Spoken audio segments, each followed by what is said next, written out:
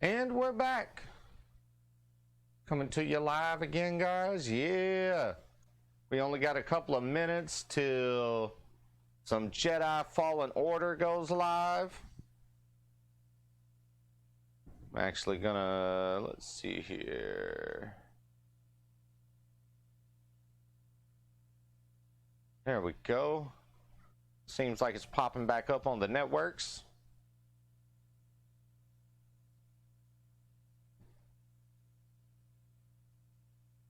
Had a little technical difficulty, but we're back up and going. Yeah.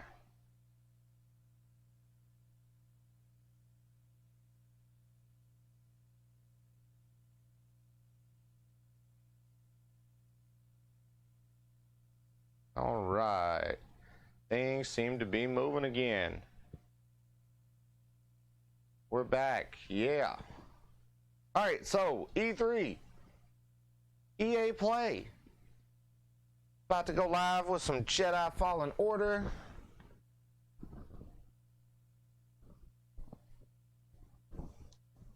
Sorry about having to restart everything, guys, but now I got some coffee going, I got McDonald's breakfast, and we're about to see some Jedi Fallen Order. Yes, the first game that'll be shown at EA's E3 today. Then after that, we got new Apex Legends info coming out at 10. That's Pacific Standard Time. Let me get over here and see what's happening.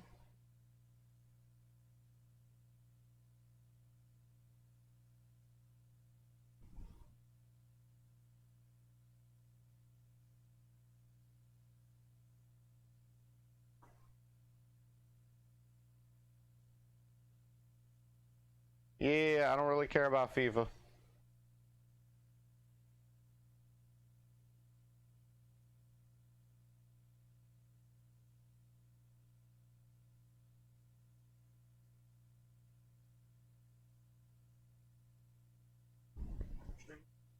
Yeah, I'm live, man.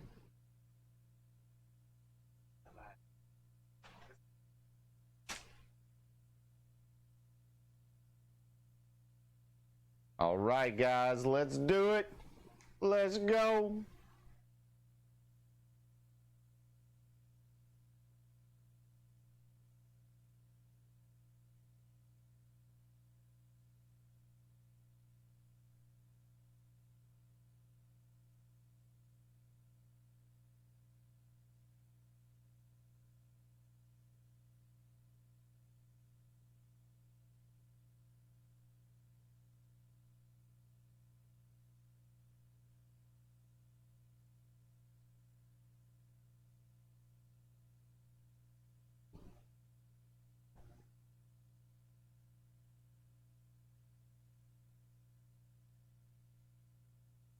Let me get some sound on here.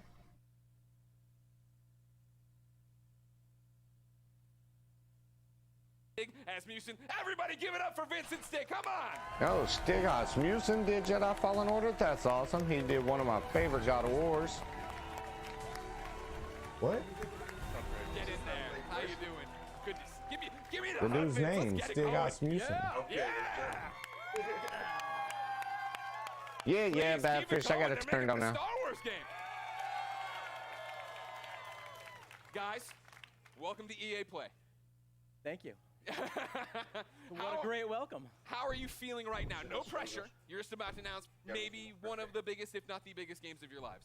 I'm gonna let Stig answer this one. You're supposed to answer this. Off script. So off. Oh yeah, we're totally off script. They So- gave me cards. That was the dumb officially off idea. script. Nobody cares. It's so awesome to be here. It's EA Play, it's E3, it's Star Wars. Yeah. I mean, it doesn't really get any bigger than that. Yeah, It does this is not get any something bigger Stig than and I that. have been envisioning for years. Supposed to be the best Star Wars game 15 ever. minutes of gameplay today. 15 minutes of gameplay, yeah! Uncut. All right. So everybody's anxious to see what this 15 minutes is going to be. Yeah. For somebody watching right now who's just a FIFA fan, they don't know anything. What is happening? What is this game all about? This is a single-player action-adventure game set post... Oh, yeah. They're not dead, everybody! Set post-Order 66 after the events in Episode 3, when all the Jedi were hunted down. Well, not all.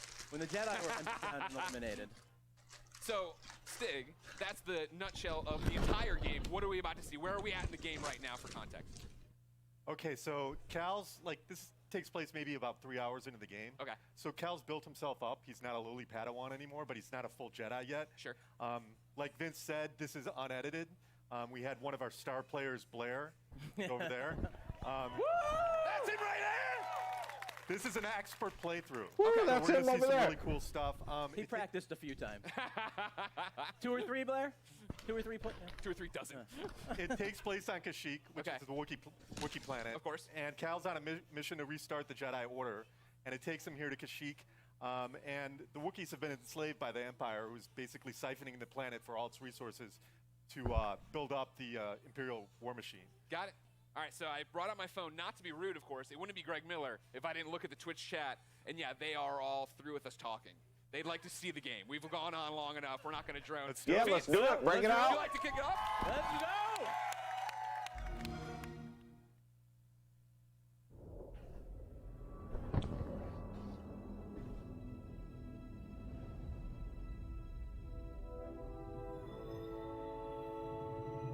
Yeah, boy.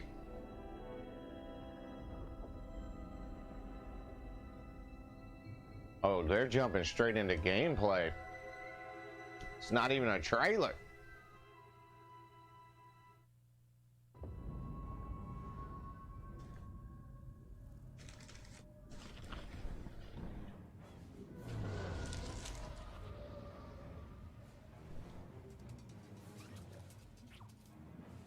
They have expressed this is alpha game footage.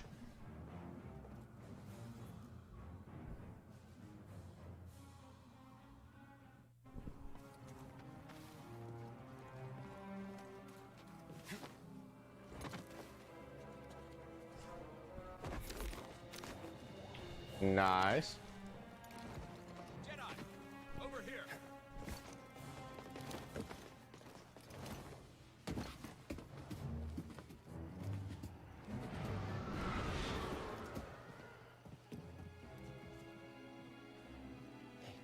Imperial sap refinery lies dead ahead. What does the Empire want with tree sap? Nothing good.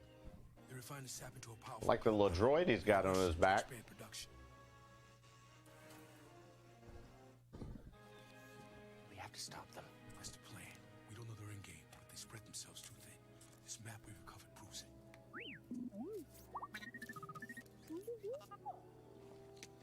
Here you go, bud.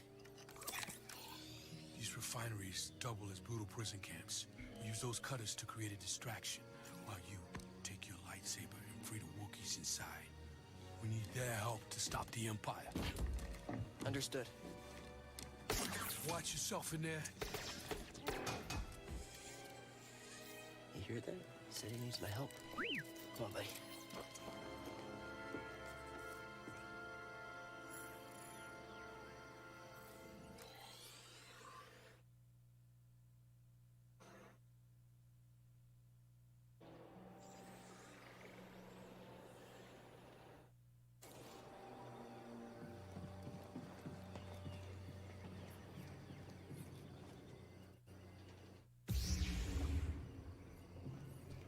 Nice. He carries a blue lightsaber. We're gonna go ahead and go to full screen, guys.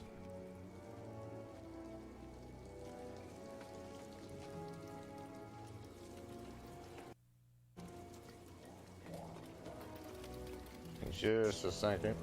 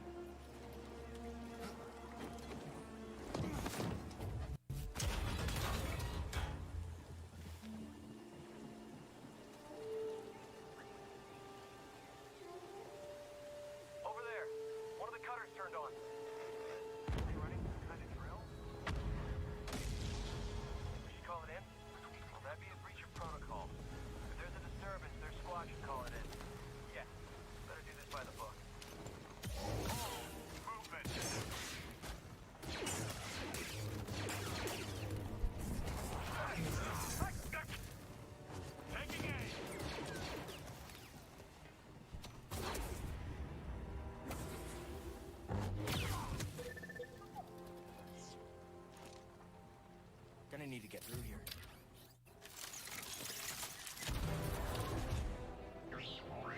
Thank you.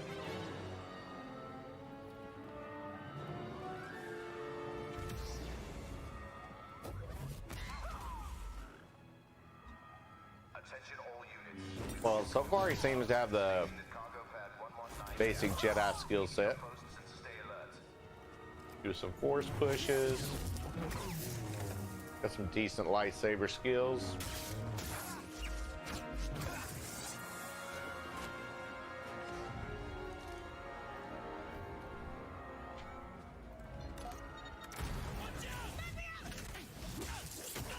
All right, who's this?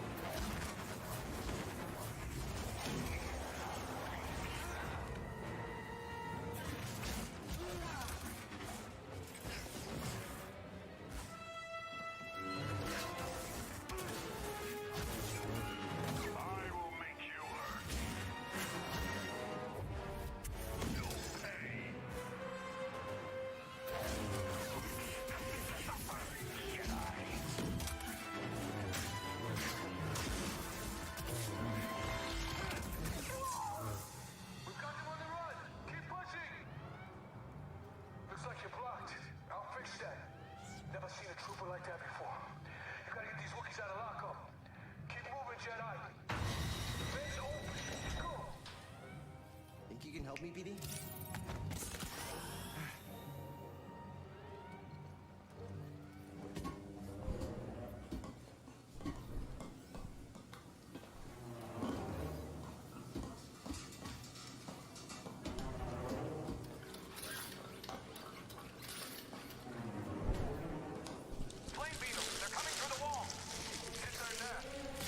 What the hell are those?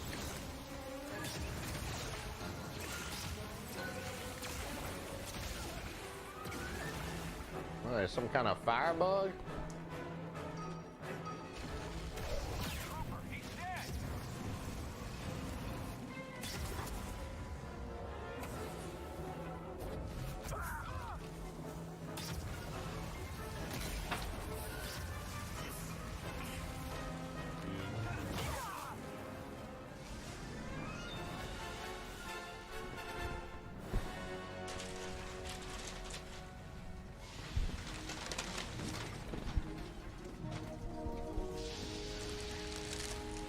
Alright, got a little climbing action going on.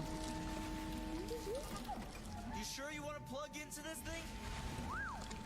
Okay.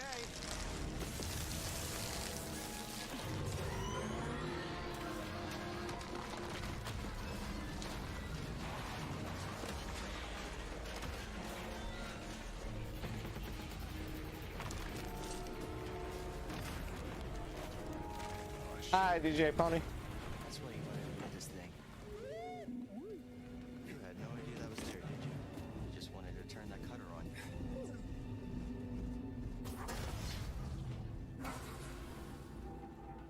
But yeah, he's like a miniature R2-D2.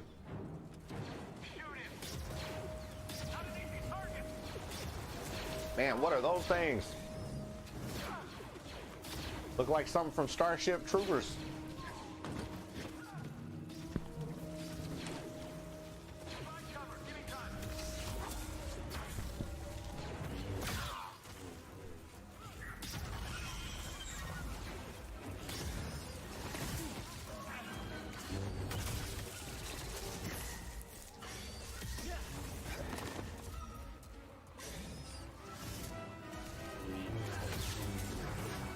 And they always want to mix some spiders up in Star Wars. Too many of the Star Wars books I've read had something to do with giant spiders.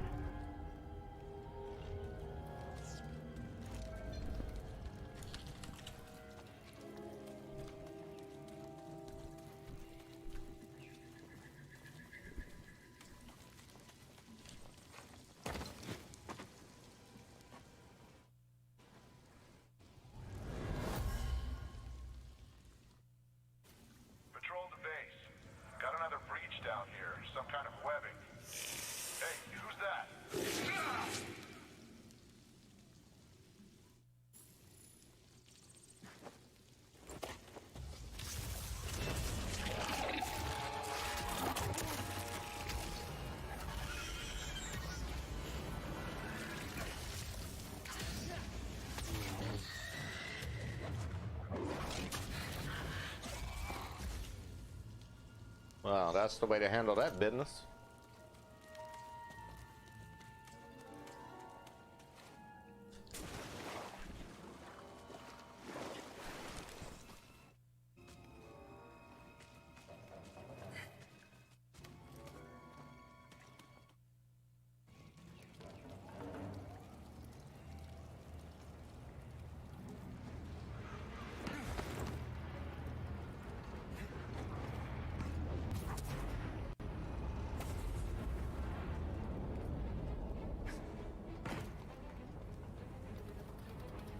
You can tell this is definitely some alpha gameplay.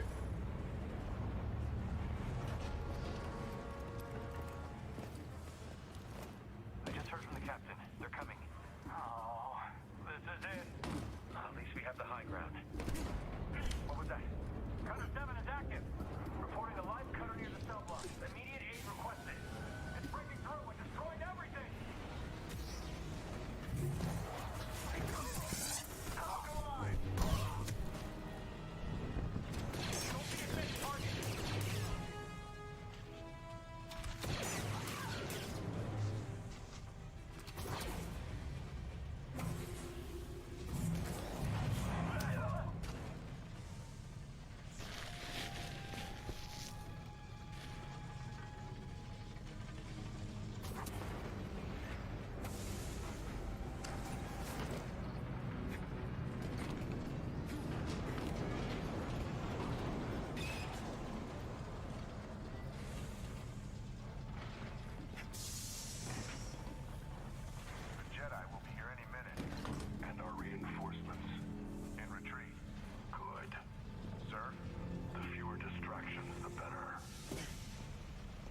Yeah, it was.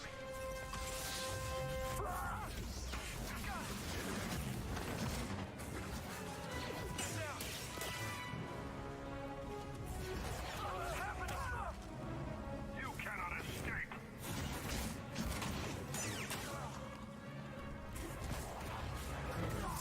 All Jedi will perish.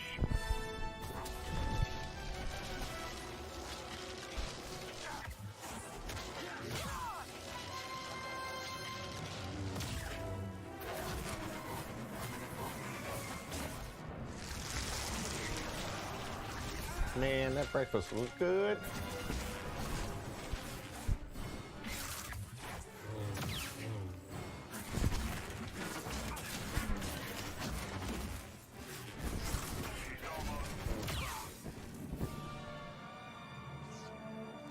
Little help. Ah, that's how you do your health. That's cool. Need to slice this.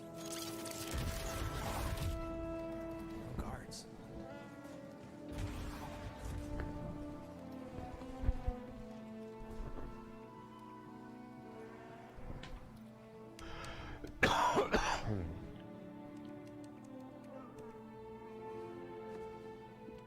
Hey, we're here to free you. You're not alone.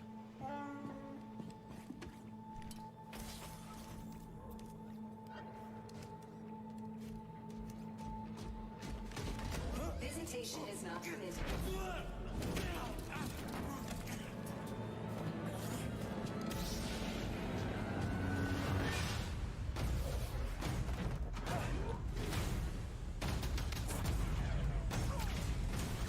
Oh, a lot of action scenes here.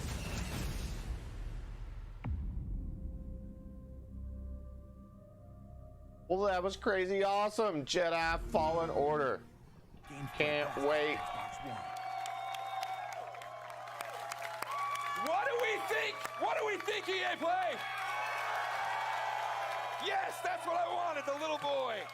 Guys, congratulations. That looks pretty awesome. Thank you. I have a million questions, and I know we're short on time as always. I want to point out, though, in the Twitch chat, Gwyn96 says, that's frickin' cool. But he didn't use frickin'. How does it feel to, I think, deliver, right? Like, you guys liked it, right? I think I was looking at the Twitch chat. There's a lot of people who liked it. Like, what Yeah, does that it feel does, like to finally show dude. this game? It really reminds me of the Great. older I mean, game, being the involved with one his that teams, had you know, being the Stig and his apprentice. team have done an amazing job. They put so much of themselves into this Darth game. Vader? To be able to be involved in something like this is just, dream come true. Yeah? Agreed. huge shout out to the team. Everybody Thanks, worked guys. everybody who busted their butts on the demo, but also the whole game. The whole game is coming together right now. So it's an amazing feeling. I'm just so proud to be up here, and I hope that Star Wars fans understand that we're really doing our best to try to honor the brand. I mean, I think from go ahead, clap. No, I'm gonna stop you. But yeah, Whenever you it wanna clap from, you really clap from. reminiscent of The Force Unleashed. I think that's pretty evident from it. And I liked when we introed, you guys were talking about the fact that this is a Oh, skill me too, dude. I have it on playing, Xbox right now. Yeah, It's see it, we on. think it looks awesome. What are we missing by not having our hands on the controllers? Like, what do lightsabers feel like? I mean, it's fantastic, right? Yeah. Like, what? It's on 'Cause Game it looks like Pass it's got right weight now. to it, and throwing it and catching it, right? Like that's the impact I think I want from it. Absolutely, yeah. I mean, it's really satisfying. I mean, the game itself, it's thoughtful combat, as Stig likes to call it. It's what you saw was a really good player. Yeah. Right. So He's you'll right have over to there work up again. to He'll that give out skill. autographs after this panel. So you can block, parry, deflect. Like Yeah. we want the combat to feel really good for people to go in and be able to like be part of that and size up the enemies when things feel right. It feels really good. Yeah, it's also about the enemy arrangements as well, like what enemies we're putting you up against, how you go in and use your tools Yeah. to take them down. But it's not just lightsabers; it's the Force as well. Sure. Well, that's part of Yeah. this. You were talking to me last night about it, right? This thoughtful combat. And the idea that when I watched the demo initially, my thought was, oh, these are canned animations, right? I'm doing a force grab and stabbing the guy, and that's all I hit R1 and that happened. That's not that way. No, it's right? all freeform. So, like, you can go back in and replay things and do it differently, or you and I would have different Absolutely, and actually the enemies react to each other in different ways. You saw the flame troopers fighting against the spiders. You could sit as bystander and just kind of watch that fight if you wanted to. Yeah. But you're not going to get any skill points if you do that. And it's not any fun either. It's fun to watch sometimes, but It is. it's a lot more fun to play. You talk about the skill points. Are those going into the force abilities? Yeah, so we're going to have the classic Still getting abilities. some We're gonna drop have frames. That's push, weird. pull. We've got what we call force flip, which is essentially double jump, Nice. which is nice because that's something that makes sense in Star Wars, a Jedi actually doing a double jump. But we have one unique expression of the Force that you saw in there, which is slow, which is a little bit of the glue between force push and pull. Yeah. Well, that was awesome. I think I thought you couldn't top my favorite moment in the demo, right? Where you come around the corner, grab the stormtrooper, force pull the stormtrooper, stab him, but when you force pulled the stormtrooper and walked him into Yes. one bolt, that was pretty cool. That was pretty cool. That's one of my favorite. I think the first time I saw that, I freaked out a little. No, you bit, actually yeah. said it better be in the demo. Well, you did it. You delivered. Tell me about the enemies we are seeing there, right? Because that's one of those things I feel like we're talking a lot about, seeing things a lot about, is we're running through the environment. You had different things. You had your normal stormtroopers. You had non-normal stormtroopers. Yeah, and this is just a small portion of the game, by the way. So there's a lot more that we haven't You're shown. saying that but isn't the entire game. that is not. It's wow. No, I'm surprised. no. But we got our classic stormtroopers. We've got the scout troopers who you saw equipped with kind of melee charged weapon. We've got the flame troopers, but we also have the purge troopers whose task is to basically hunt Jedi, Yeah. soften them up before the Inquisitors come in. And like we're seeing right here, right? Like this bad. That's the MF purge version. trooper, That's the- yeah. yeah. Exactly. Like so New that the team created. in. Yeah. There you go. Adding to the Star Wars lore. Why How we're pointing great at one is guy? that? Did he create it? Just that one man did? Yeah. It was a team effort that you led the charge. Jordan did the concept. Good job, Jordan. Everybody, great cheers for Jordan. So we're going through, and you have these new stormtroopers. You have your fire troopers. You have one of my favorite droids of all time coming back, The KX. and then making me fight him. Yeah. Why would you do that? Yeah. I don't want to do that. Oh, you do. No. Yeah, Trust me. that one You droid. do. That's I do. Yeah. Well, then same model talk as the about one that was other in Star of this 15. the prequel movie Droid. to New It's Hope. right there. No, BD1. BD1's in the audience, ladies and gentlemen. Oh, nice. He got the droid. Thank you, BD1. He's adorable, as I'm sure you know. I immediately want him as a backpack, so just a heads up if you're talking to anybody in the licensing department. All right. We can make What that does he happen. do in the game, right? Excuse me, we're hosting a panel.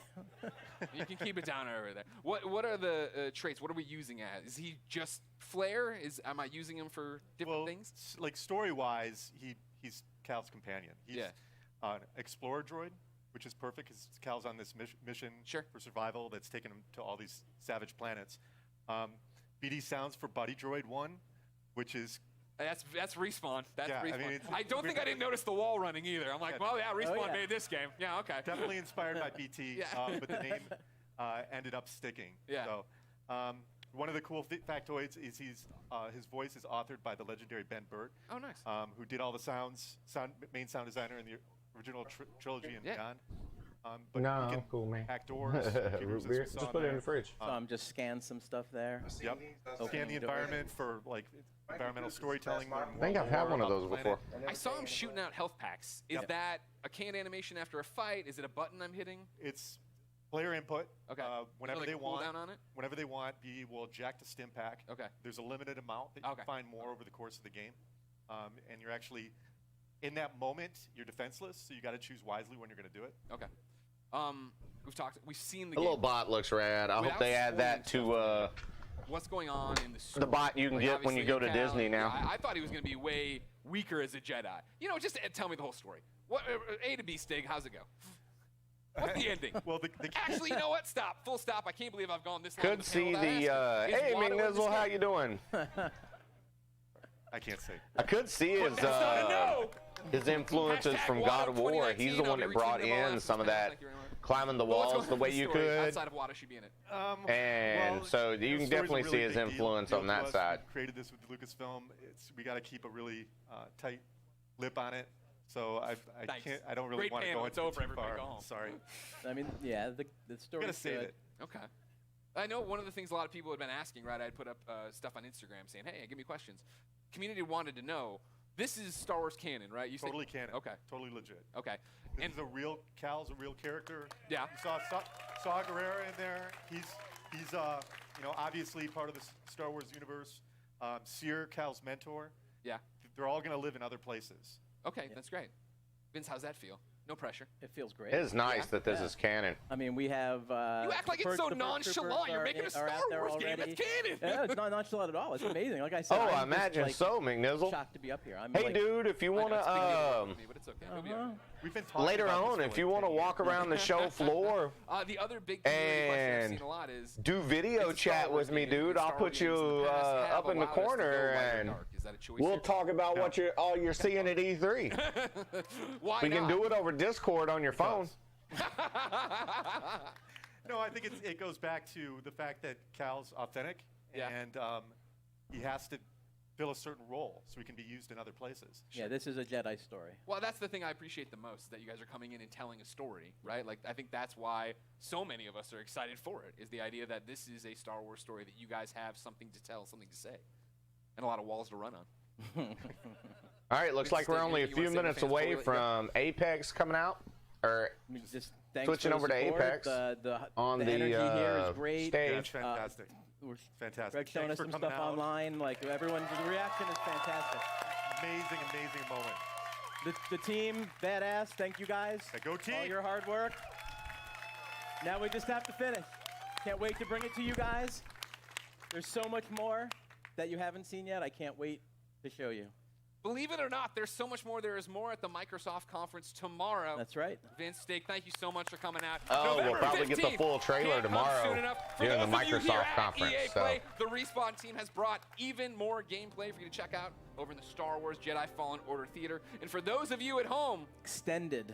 I was about to do a bit. For those of you at home, you will stay tuned for Apex Legends. Yeah. Show you're looking for.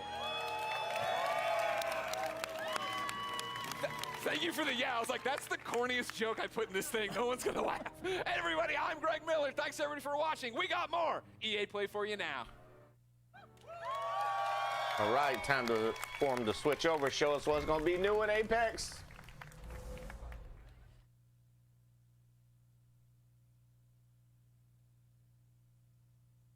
How hyped are we for Star Wars? Let's hear it! So hype. Hype mode engaged, although that's actually a lie. It was engaged about 3 days ago. Anyway, so big thanks to Vince and Stig for sharing that exciting deep dive into Star Wars Jedi Fallen Order. We're all a little bit too excited here, I'm not going to lie. I'm Julia Hardy, and a little later on, Adam Freeman and I will be bringing you news on Battlefield 5. Yeah? Oh, Right for now, sure, though, EA McNizzle. Players in Yeah, full if you want to swing do with it, or gamers if you getting even their want hands to on just all kinds of come on and exclusives. do There's a audio lot to and look talk forward about to, stuff, let me starting know. with our next show, Apex Legends. I'll be ready So to jump Alex on it Goldman anytime. Mendez is Do a little bringing you the barbecuing hottest today. news on Apex Legends Season 2. We've got info on a new weapon, new battle pass, new mode, and a reveal of the 10th legend. Stay tuned New because mode, Apex new Legends legend. is moments away. Nice.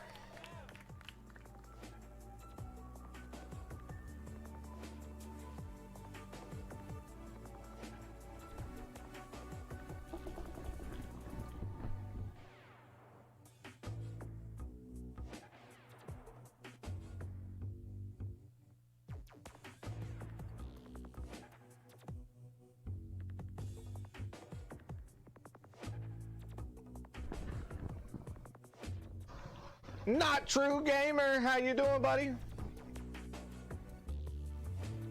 Got some Apex announcements coming up.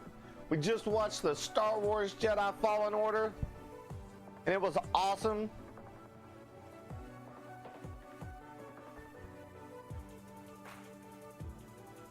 Fishing a ton.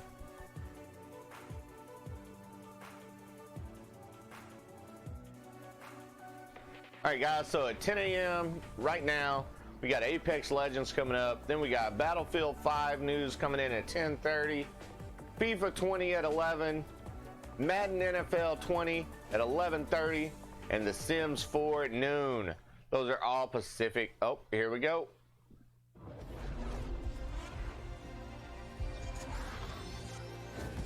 Let's go. Everything dies. Looking for me? Surprise. What's going on, everybody? Welcome to EA Play 2019, and I'm so excited to talk about Apex Legends here at EA Play. I'm professional esports commentator Alex Golden Boy Mendez. Now, everyone at Respawn has been working diligently at making Apex Legends the best Battle Royale game out there. We've got some big updates. That's right. I like that. Like that, baby. Bring that energy. We got some exciting details to share on Apex Legends Season 2, including a brand new weapon, a new mode, an improvise. I hear that, True Gamer. I just woke up right before this started. A reveal of the 10th legend coming to the arena, and so much more. So let's jump out of this dropship, dive right into the hot zone. Take it away, Jay. Thanks, Golden Boy. I'm Respawn's community manager, Jay Frechette, and as you can see, we've brought Kings Canyon to life right here at EA Play. We've even got all 9 current legends here to help me bring you some of the Season 2 updates that you've been clamoring for. We're going to introduce you to our newest legend after the show, but for those of you at home, don't miss your chance to jump into our Legendary Hunt event. Check it out.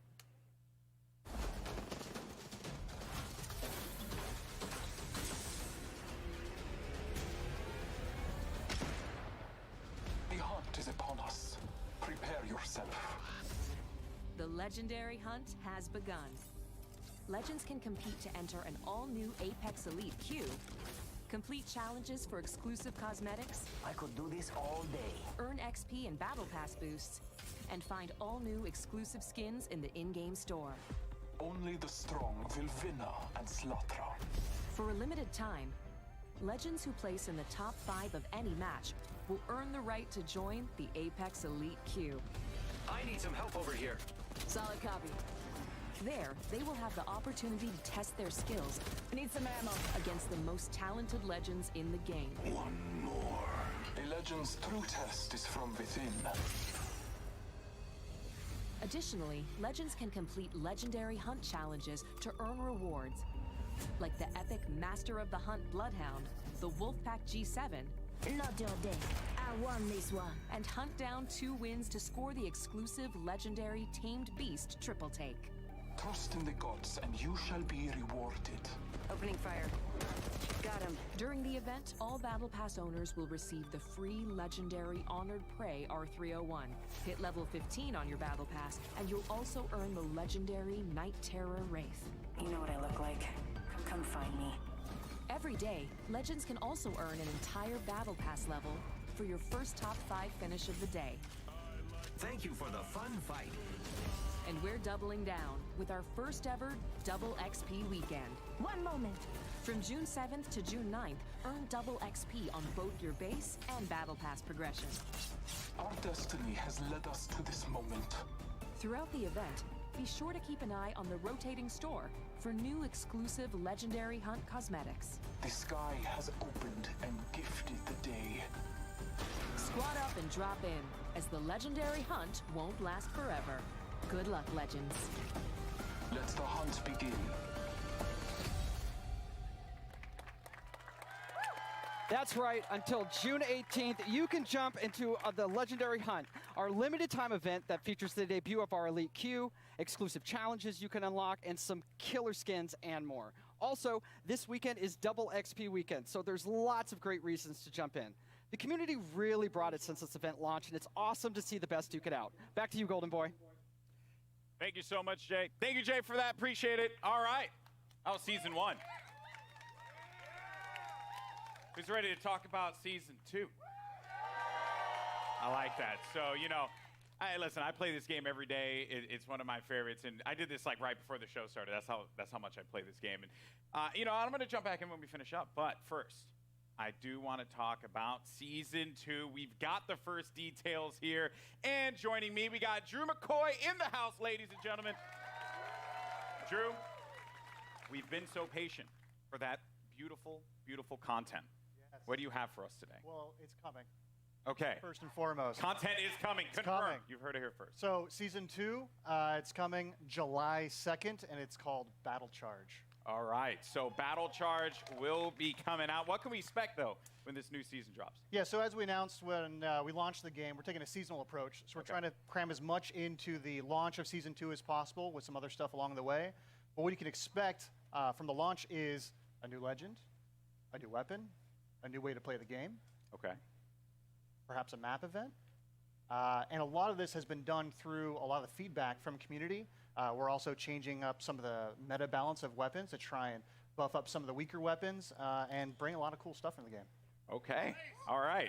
It's a lot. It's a lot. We're going to talk about a good portion of it here, but let's talk about that sweet new content, because season 2 is bringing a new weapon to the fight, and today we're excited to show it to you. So let's just go ahead, roll the clip. Show it. Care package touching down. They usually carry rare platforms. Elstar here. I am taking fire, friends. I bathe in the blue.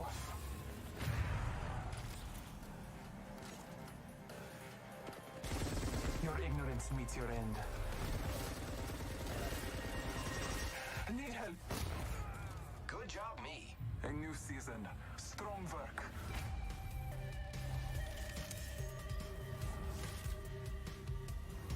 Hostile over there. Frag out. Wicked. Making contact with enemy.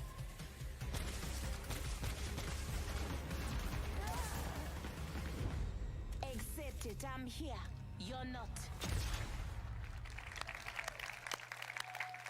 There you have it, the L-Star, man. I remember getting slapped by this gun in Titanfall 2. So pretty excited to see this one make it into the fold in the arena.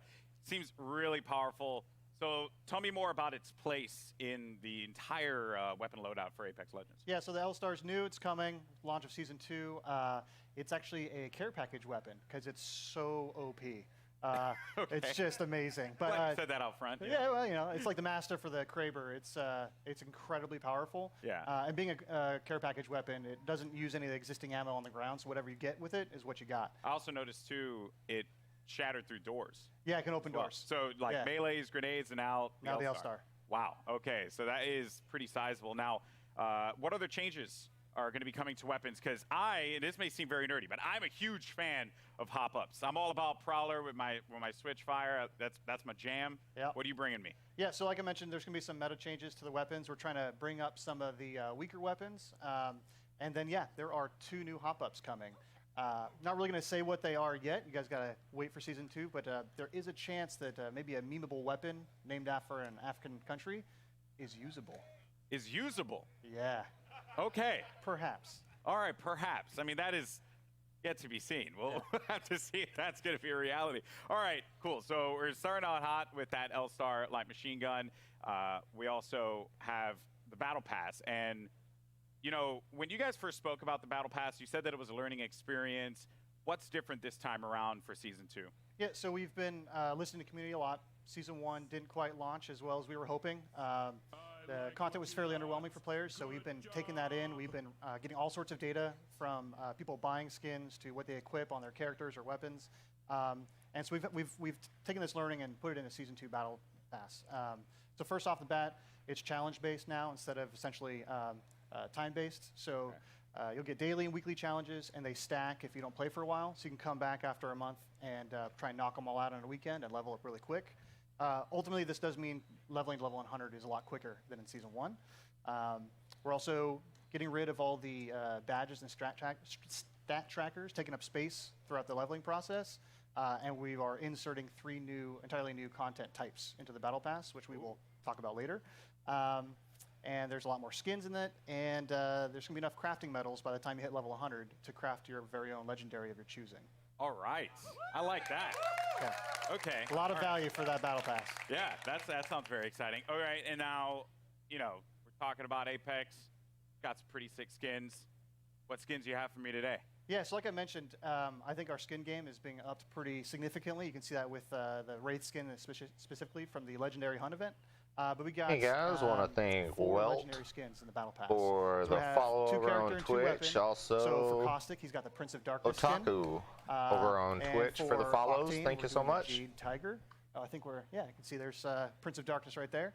And then there is a skin for the Spitfire called the Intimidator.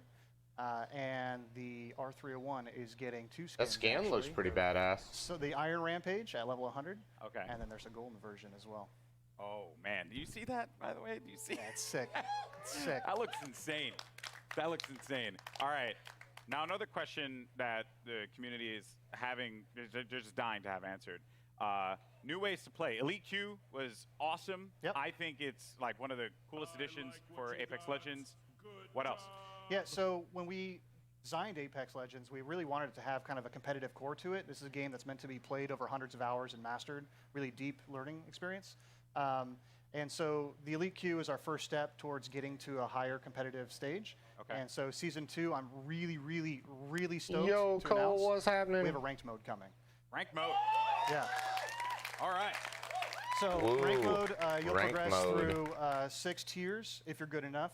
You will cap out if you are garbage tier like myself. Yeah. Don't worry, we'll be in Wood Division together. Yeah, you and me, buddy. Yeah, that's Wood. what's up. Wood 3, I think. Wood 3? Yeah, Wood 3 we'll get there. Division? Yeah, so it goes from Bronze all the way up to Apex Predator, and it's using special matchmaking for each of the tiers. So the higher you get, you'll probably have some longer matchmaking times, but it's because we're trying to find the best possible match for you. And then throughout the season, you'll be hopefully gaining tiers, and then at the end of the season, you'll get rewards based on where you ended. Wow. To show off for the next season. Ranked mode coming to Apex Legends. Yeah, it's going to be awesome. That's sick. All right. All right. I'm be honest with you.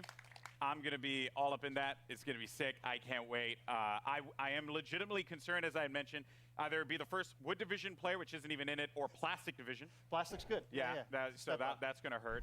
But, dude, thank you so Bet much this for sharing all dude's these always the details, first man. to die in Apex. Drew, ladies and gentlemen. Based on his the shirt. Respawn team.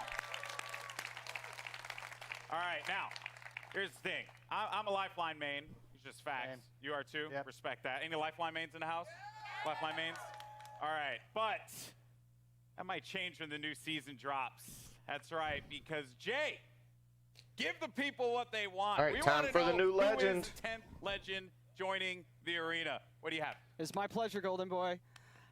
Well, ladies and gentlemen, the moment has arrived. The 10th legend joining the Apex Legends arena is Watson. To help us get to know our latest That's legend so a not little exciting. bit better, our team put together this touching illustrated short. Let's check it out. My dearest Natalie, as I write this letter, it's the middle of the night in late summer. An hour ago, you cracked the equations necessary to power the force field. You showed me up tonight, my magnificent daughter, and I couldn't be happier or prouder of that. I always knew you were special, but never did I fathom that the little girl who taught her staffed Nacy multiplication tables would grow up to master quantum laser mechanics. I have assured the Syndicate that the modified containment force field will be operational in a month's time, and it's all thanks to you. I may be just a doddering old fool trying to hold on to mon bébé a little while longer before he loses her to a daughter. But I do see you. I see the strong, brilliant, wonderful young woman you've become. And I know when the day comes that I'm no longer with you, you are going to be just fine. The games will be brilliant because you are brilliant. My daughter can and will do anything she wants in this life because she is the smartest woman in the frontier. Je t'aime de tout mon cœur, pour toujours, Papa.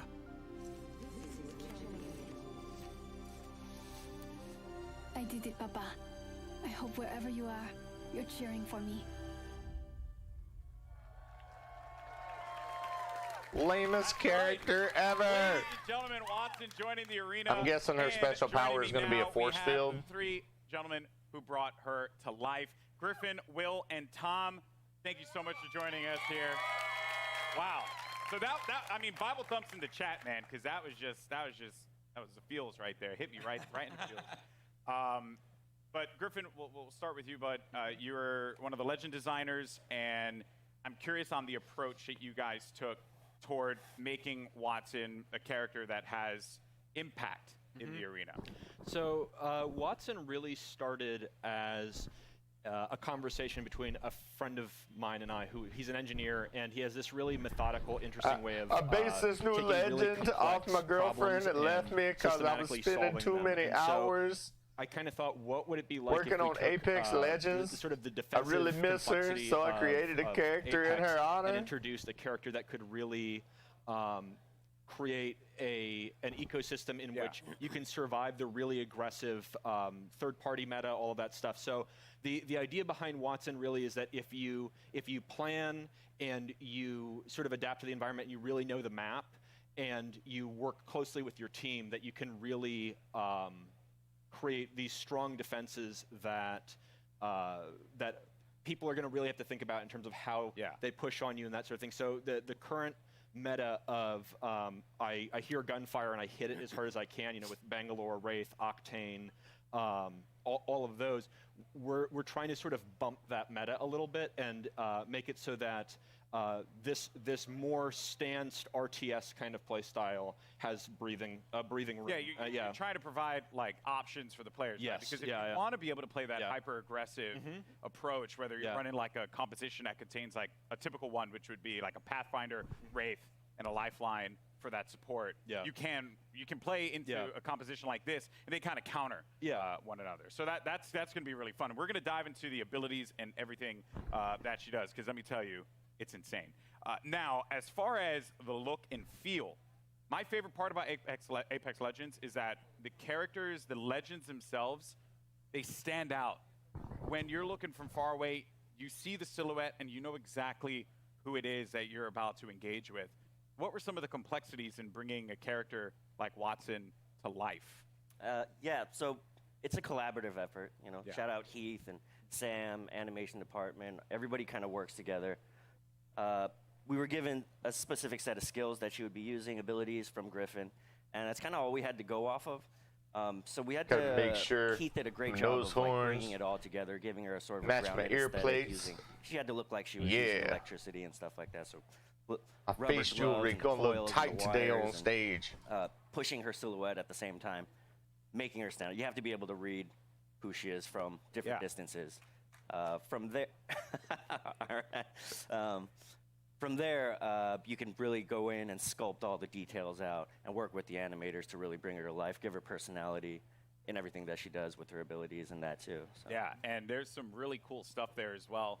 Every part that Watson, she takes out an item in her kit, it's actually like on her person. Oh yeah. You see it happen. Yeah, and those are all very meticulously designed by the concept artist and then modeled out in 3D. So yeah, it's all functional. That's great in the world. Yeah. So now you get to the gameplay, the look, but the story, because you got to hit us in the feels, right? Like super hard, and you just did that. Watson's backstory, who she is, let's dive deeper into that one. Watson's kind of different from the way we usually do things because usually it's very collaborative. You're on PAX. Thank you so much for the follow over on Twitch. Watson was different. Fire she was over already on designed Twitch today. and drawn. Thank you guys so much for watching. One of the great things about working at Respawn Tuning in, is hanging out. They encourage us to create characters. Be sure that and are follow us non-traditional over on that Annie are and Jay characters down you've on seen Twitter video to games know before when and it's kind of going down. Branch out and see what else, what other kinds of people can we represent out there. And so Watson is a very different character than I've ever seen in a video game, at least. And everything is based off of what these guys created. I mean, it's all, every single part of her backstory is connected somehow to either her abilities or her look. And now, it was something that kind of stuck out to me. So, am I correct in assuming that Watson played a big role in the arena itself? Yes, so Watson and her father actually invented the ring. Okay. And so she grew up in the arena, literally in the arena when they were building it. And we're going to start to, you're going to see with Watson and moving forward, we're going to start to build the lore of this world a little bit. You're going to find out who created the games. They mentioned the Syndicate in there, so we'll talk about the Syndicate down the road. You're starting to build more and more of a universe. Yeah. Which is great. So she's in the arena, so all the legends must know her. Oh, yeah. She was their kid sister, basically. She was always hanging around the arena, and she got to know all the legends and got to watch all of them. She's not a mercenary. She's not a soldier. Her role is of support, and so They just they stole Steve Buscemi's shoot and gave it to her. All the legends together. Including Caustic. Caustic respects her. She's a scientist. Okay. She's an engineer. Okay, so like was he a strong respects word her. for Caustic. Yeah, I don't know if Caustic likes anybody. Okay, He likes that's that, fair. yeah. That's fair. Well, yeah, that's super cool. I mean, blown away by this character so far. Now, I mentioned before we're going to talk about the abilities because when you revealed these to me, I was floored, jaw-dropping. And a lot of people online were kind of like guessing as to like what it would be, and I'm very happy to see that a lot of them. If you grew up with all that electricity sparking your ass, you had crazy eyes too. Is ridiculous. So let's just talk about the active. First thing, the fences. Yes. So the Watson has more interrelated abilities than probably any other current character we have. You really need to understand how they all interact. The fences, you can place 12 nodes, and you can use these in any permutation you want. Part of why we sort of went with her being such a brilliant electrical engineer is because we really wanted to reinforce both mechanically and thematically how creative the player can be with these. Basically, we're just giving you free reign to place these however you want and figure out. And the players, I just saw right there. I don't know if that was intentional. So when your teammates go through, it shuts down. It shuts off. So if I'm downed and they run through the gate, does the gate deactivate? Yes. Oh. Yeah. So there's a lot of different interactions, a lot of different ways that you can interact with the gates with other characters. The ultimate is, we call it an interception pylon. It shoots down bombardments, incoming grenades, stops arc star spam. And it charges your team's shield, and it also, if Watson's cooldown is slower when she's away from the pylon, but when you're near the pylon, it supercharges your tactical, so you get fences faster. So if you drop it down, it's a permanent structure until it's destroyed, and that allows you to build these large fortresses very rapidly. And you can use that for defending, for flank control on offensive squads, for going up on a tower and fencing it off. Pathfinder, and then the passive is that ultimate accelerants give you your ultimate 100% ultimate charge, and so if you save up ultimate accelerants over the course of the match, that allows you to place more pylons, and it means that you don't have to play conservatively as Watson as long as you save up ultimate charges. You can keep moving with a highly mobile squad. You can play offense, defense, support, however you feel like the fences and the pylon are most effective to whatever comp you're playing. So what you're telling me here is that Lifeline mains do not need to continuously hold ultimate accelerants anymore. We felt like we needed to rejoice. That's right. We did it, people. Finally, because everyone's like really mean to me if I don't like use the ult accelerant. It's not fair. Oh wow. So that is ridiculous. There's also when they cross the fences, you get pinged as well. Oh yeah. So if any enemies cross through the fences, it pings your entire squad. So there's a situational awareness element to them as well. Wow. So if you know, so this is why she grew up in the arena. If you know where all the choke points, the entrances, the exits are, you can set up fences there, and you'll know exactly when an enemy crosses. I'm even thinking about compositions and how it could work out. Maybe for any Gibraltar mains out there, maybe find a little. No one cheered for that. Feels bad, man. maybe there's like a little synergy there that can be created. There's a lot that can be done with these fences and being able to I block agree off with you, their Cole. jokes. Yeah, I feel like I don't want to play even more now.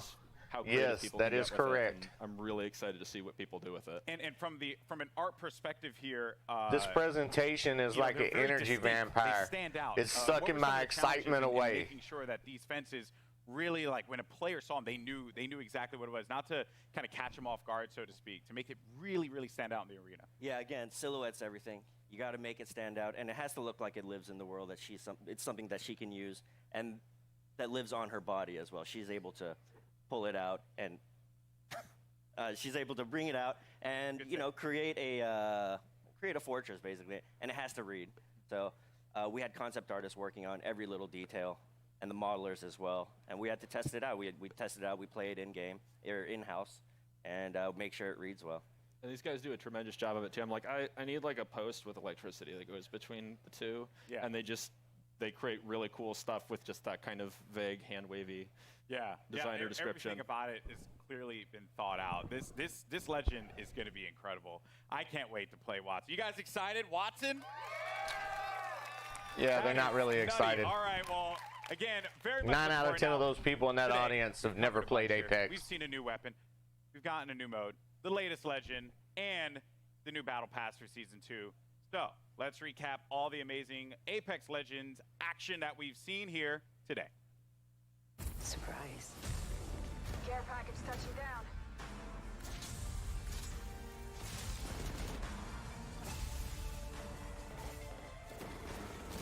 Like a deer in the headlights.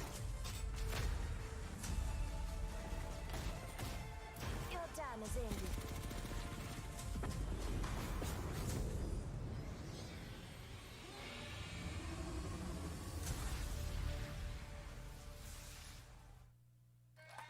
I'm not going to let you off that easy, Drew. What was that?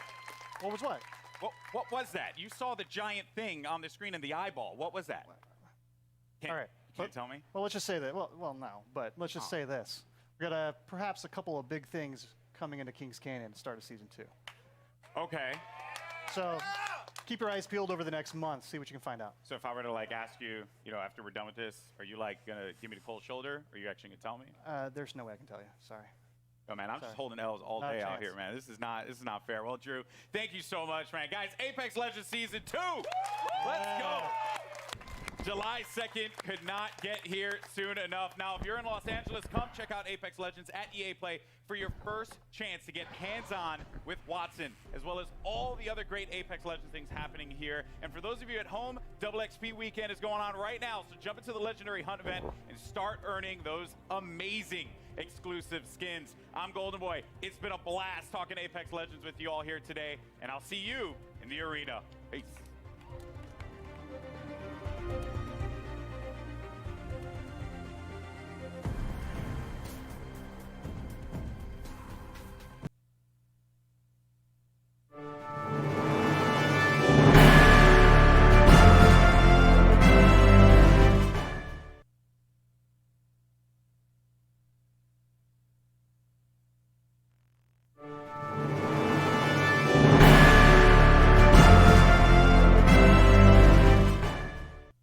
I totally concur.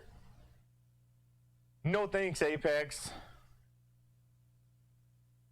But yeah, nothing excited me about the Apex presentation. The new character doesn't seem like that exciting.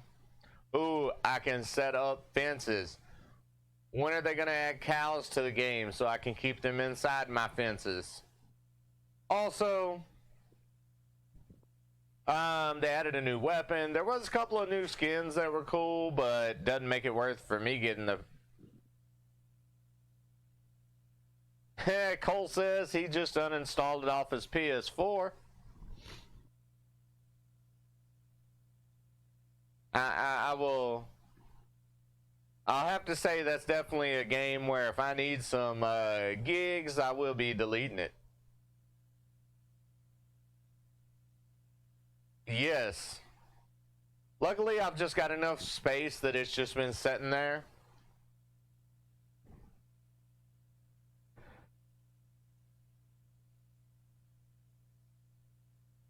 I agree with you both.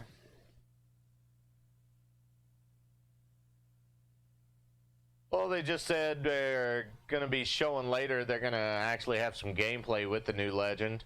Not that I really care. And Battlefield 5, I'm not a super fan of Battlefield, but, you know, maybe they'll show me something that impresses. Just to give you a rundown of the rest of the day. Today is EA Play all day. Then tomorrow we got the Microsoft conference at 1 p.m. Pacific. We got Bethesda. And I believe that's all for tomorrow. Today we've still got FIFA coming up at 11 after Battlefield 5. Then we got Madden NFL 20 at 11:30 a.m. And we got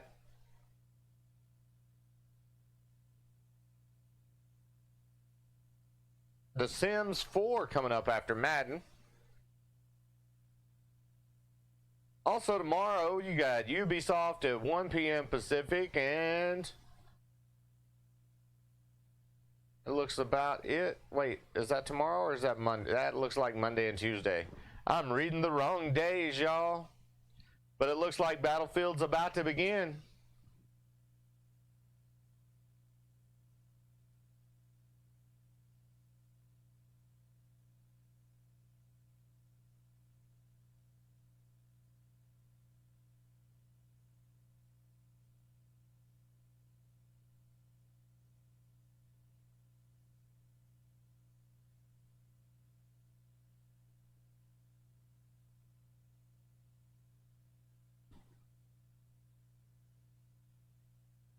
Welcome!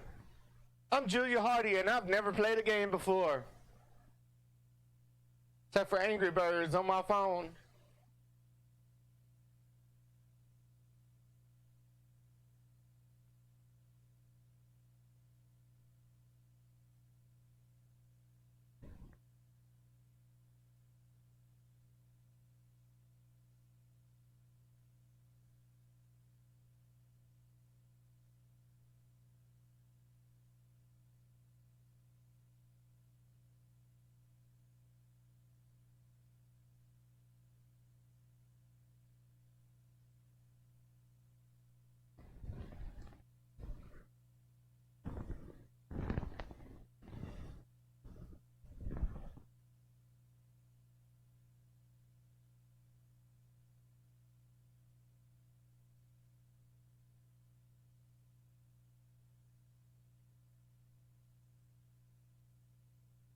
Ooh, a new map.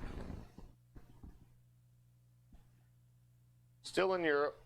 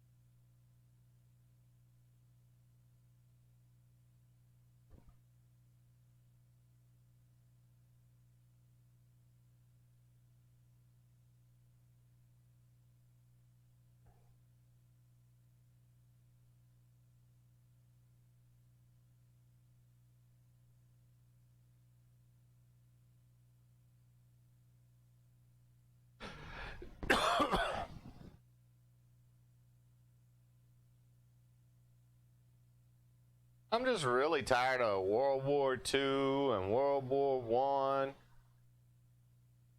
Man, give me some new sci-fi battle. Some new terrains, new places. Yeah, I didn't even buy Battlefield. I mean, I got to play some of it because of having EA access, but I've just not been a field of Battlefield in years. Tired of old war games.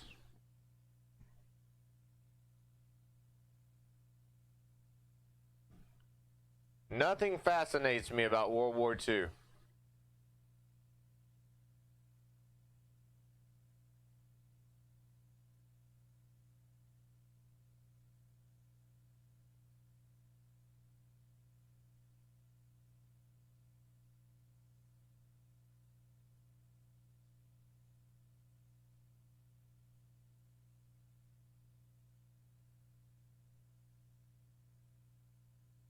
A totally different style of gameplay. You mean you didn't run around and shoot people before?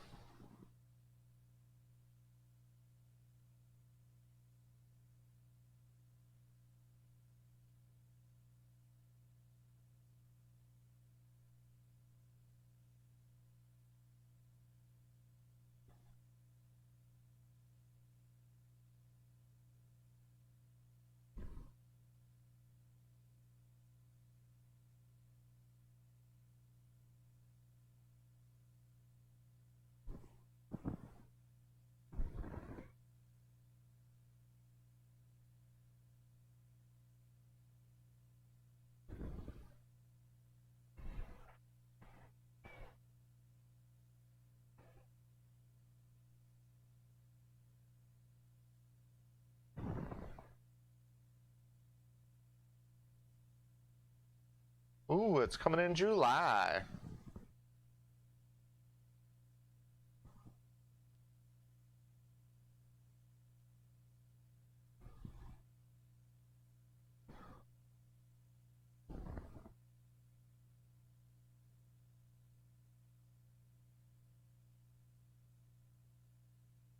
Another new map? Ooh, the North African desert.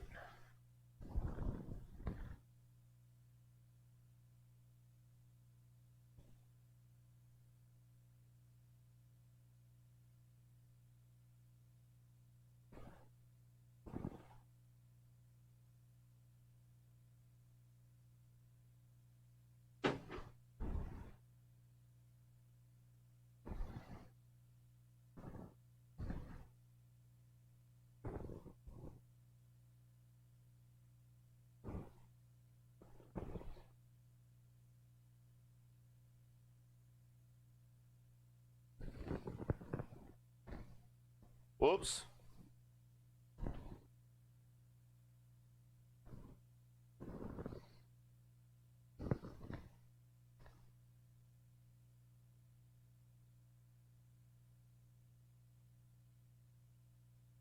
Yeah, see, even like tanks and planes from that era don't fascinate me. I want advanced stuff.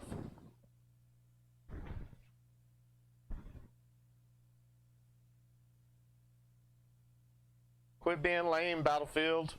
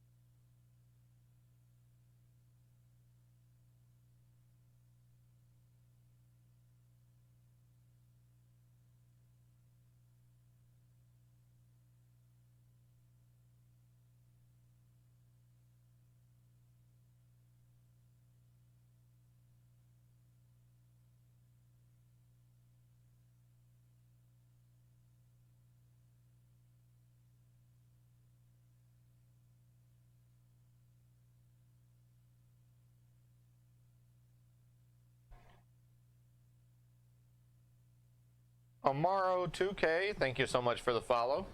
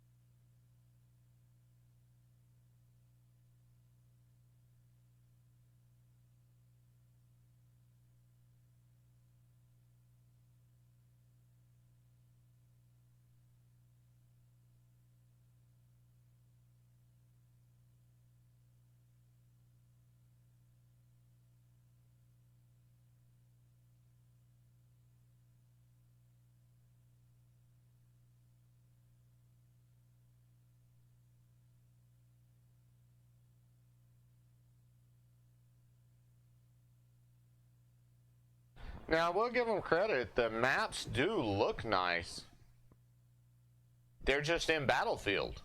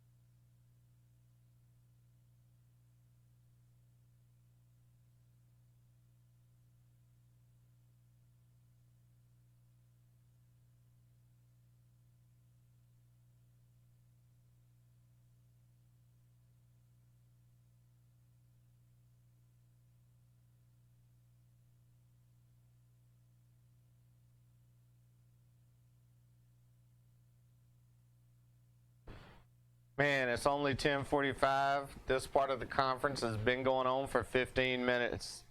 This may be the longest 15 minutes of E3.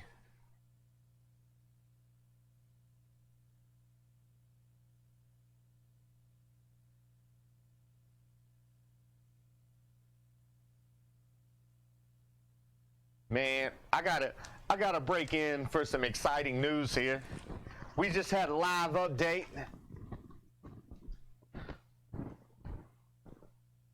Let me switch screens here, because we really don't, hey, we just got to follow over on Twitch. Thank you so much.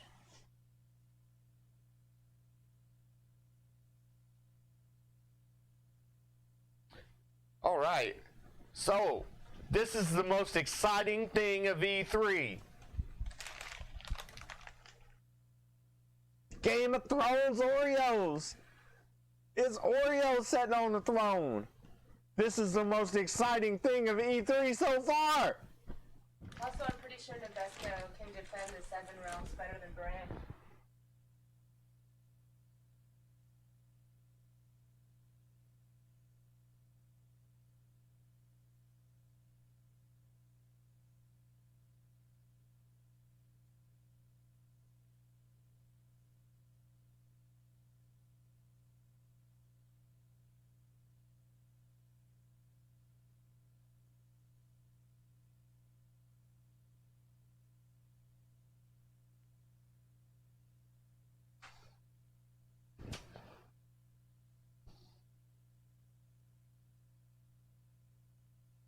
Thanks, Badfish.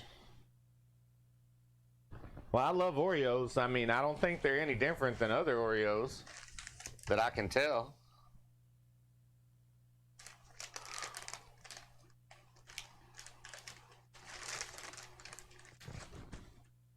What's the team been working on?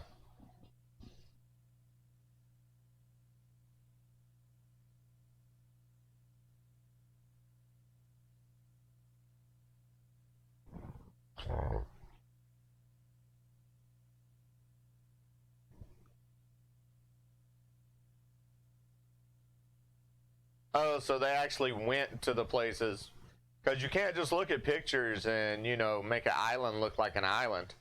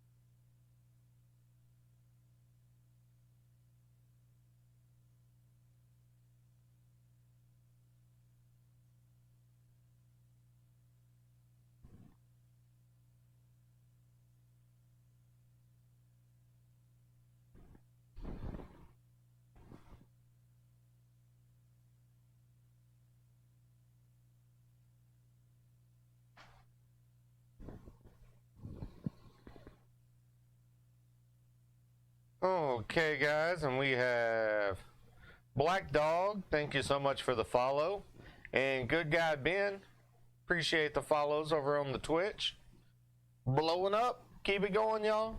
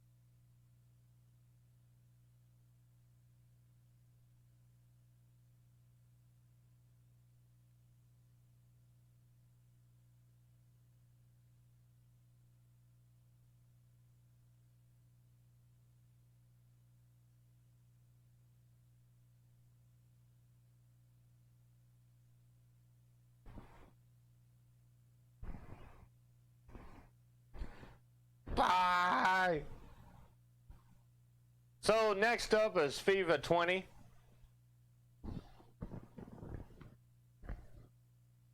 We got about 7 minutes till FIFA starts.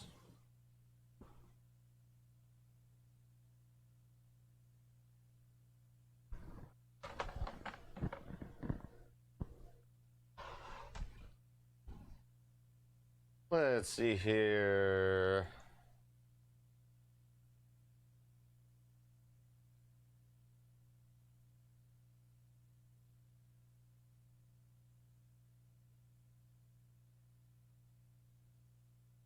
There we go.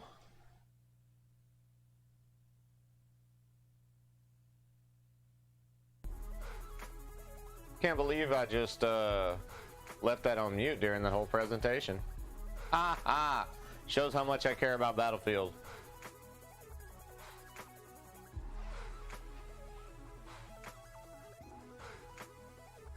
But I care even less about FIFA.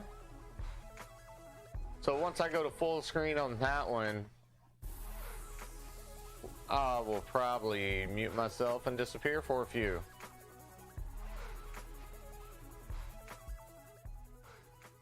So many new maps, updates, and a new theater of war. I guess that's also they're going on vacation with everybody. That's what they're doing. That's what I call a Battlefield show, everybody. For those of you just tuning in, I'm Greg Miller. Apparently people don't like me on Twitter, and I'm coming to you live from EA Play, where fans are getting hands-on with some amazing new content. If you're in LA and you're not at Let's EA check Play, out what are the you Twitter. doing? E3 starts tomorrow. You have nothing to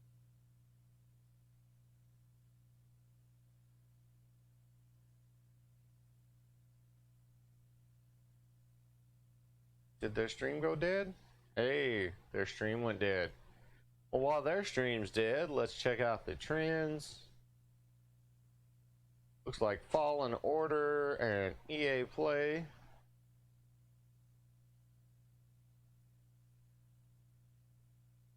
to do that. Give me the Battlefront journey from last year. You guys have learned a lot. Sure, yeah, so we'll be going into the delivered the new planet Clone Wars. We deliver a bunch of new prequel heroes and villains that players really enjoyed, and then finally we wrapped it up with delivering a new way to play PvP with capital supremacy. It's a mode where you capture command posts. I'm not seeing any real news on the Tweetosphere. Is really happy. It's growing every month. Yeah, that's what you were telling me yesterday during rehearsals, right? Is the fact that the community is getting bigger, right? They're responding to the changes and you're listening to them. Yeah. No, this is the perfect time to join. That particular trooper there looks like a real badass, full though. of love, and it's just a joy to be working for them. So you've already announced some new stuff this week. What is it? Yeah, so yesterday we announced to the core community that we'll be delivering for this month. Capital Supremacy is coming to the planet of Naboo, the city of Theed, so urban combat is finally getting to be experienced in that mode, and we're also introducing 2 new reinforcements, the Separatist Droideka, which we've been teasing for a long while, so happy to finally have that one coming. And to combat that, for the Republic, we're introducing a new vehicle, the TX-130 tank, to finally bring the fight to the Separatist Alliance. Bring balance, right? Bring balance, for sure. You also announced some new skins. What are those? Yeah, so new appearances are coming. A couple of new clone battalions, and headlined by the General Skywalker appearance for Anakin, the famous outfit that he wore during the early days of the Clone Wars in the TV show. And that's my thing, Dennis. You talk about last EA Play starting to bring in more Clone Wars stuff. Right now, you're a year later, Still here. more Clone Wars. Why do you think people have such an attachment to Clone Wars? Part of it is nostalgia, like we all grew up watching it, but I think it's also because how the TV show really just enhanced and the continued full to explore schedule more lore and let the personalities of the prequel heroes and characters really shine. Okay. What to you is the future of Star Wars Battlefront 2? So we also announced that the next planet that we're going to, it's another Clone Wars planet. It's the alien planet. See, we got Saturday, June 8th. That's what we're watching right now. Tomorrow, we also, at 12:30 p.m. Pacific, we got Microsoft. At 5 p.m., we got Bethesda. On Monday, we got Ubisoft and Square Enix. Tuesday, we got Nintendo. And then again, Wednesday, there's some panels. Same with Thursday and Friday. What about the new hotness? Are you bringing any of the new trilogy stuff? Are we going anywhere? What's happening? Tell me. Just spoil it right here. EA Play 2019. So we consider Battlefront to be the greatest hits of Star Wars, where you get to play the most iconic heroes and villains and characters from all the Star Wars films. And we'll be back in August to talk more about the rest of the year. If no, this is EA Play right now. If he doesn't want to talk about right now, I can punch in Zoom or something, all right? Thank you, Dennis. Thank you. Now it's time to talk about competition of a different kind, ladies and gentlemen. Are you enjoying EA Play, everyone here? The L-Star, the new elite weapon. It wouldn't be EA Play if we didn't get into a few different things. Alex Golden Boy Mendez is going to be hitting the football pitch with FIFA 20, and we'll be digging into that reveal trailer that dropped this morning with some very special guests that will tell you more about the newest way to play FIFA, Volta Football. All right, we're gonna switch over to FIFA. And guys, I'll be back with you right after FIFA.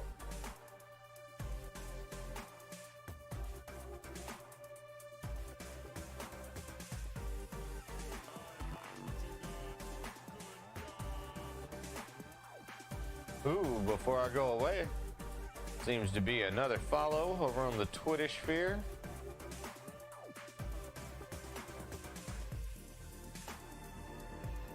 Gabriel, thank you so much for the follow. Thank you for hanging out.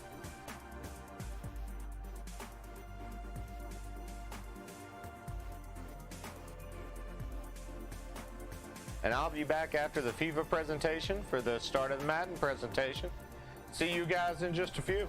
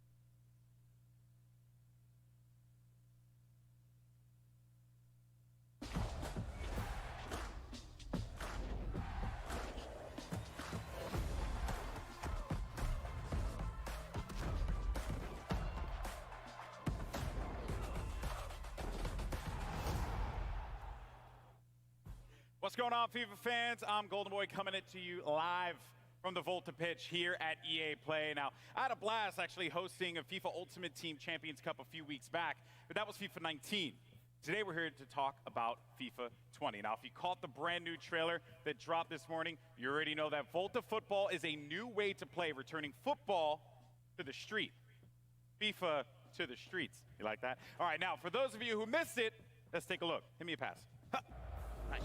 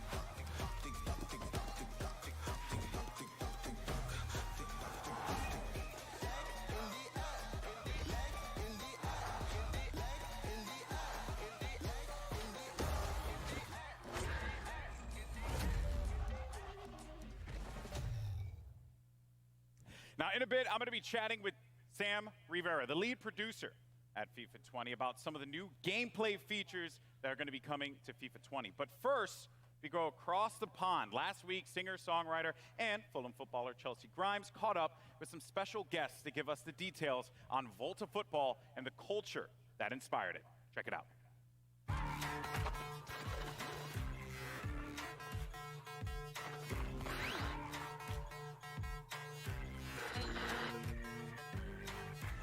I'm in London with Volta producer Jeff Antwi and Manchester United and England legend Rio Ferdinand to talk about a subject close to my heart, street football.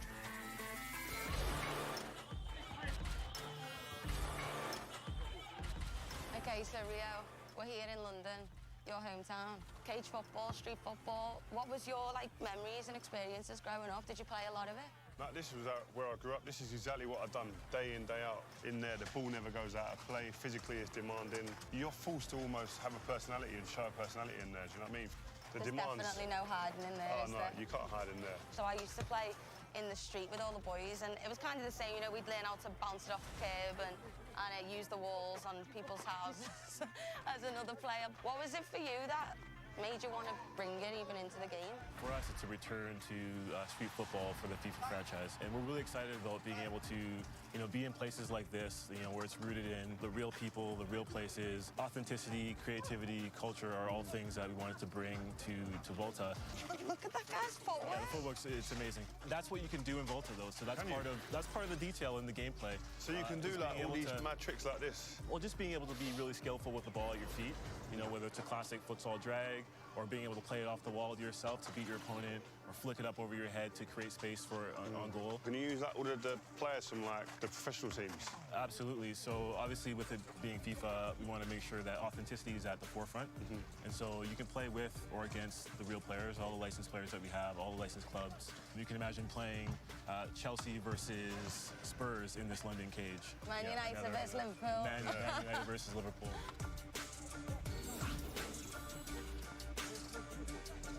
It's physical and technical, it's mad. I've played on loads of different places. Where is there to play on the game? So obviously with Volta, it's the world's game, and there's so many locations that you can play with, from a rooftop in Tokyo to a London cage like this, or even an underpass in Amsterdam. So, we want to make sure that what we're building is, real to the space, real to the people. Where's the craziest place you play football? I was actually in a camp in LA, and I played a bit of soccer there, I've never played it there before. The pitches are a lot nicer than when I grew up playing in Liverpool. What about you, Rio? Maybe in a favela in Brazil. I went to the World Cup in Brazil. My first one I did as a pundit. I managed to go into the favelas and have a little look. It was crazy, man. And amongst that was just like a pitch in the middle of it, in a cage. A bit like here, but it's just different setting. Right. What type of football were you playing? We played whoever was there. So you just play with the numbers you've got. If there was 3v3, fine. If it was 5-a-sides, not a problem. Yeah. So what's great is that's Volta. Being able to play 3v3, 4v4, 5v5, playing with goalkeepers, playing without goalkeepers, playing in a cage like this, or playing futsal, with more authentic rules. I think Volta does a really good job of representing the diversity of the game, not only the people, but also in the game style. You can treat the wall like your teammate, passing to yourself, or you can be really skillful with the ball, like these guys are being.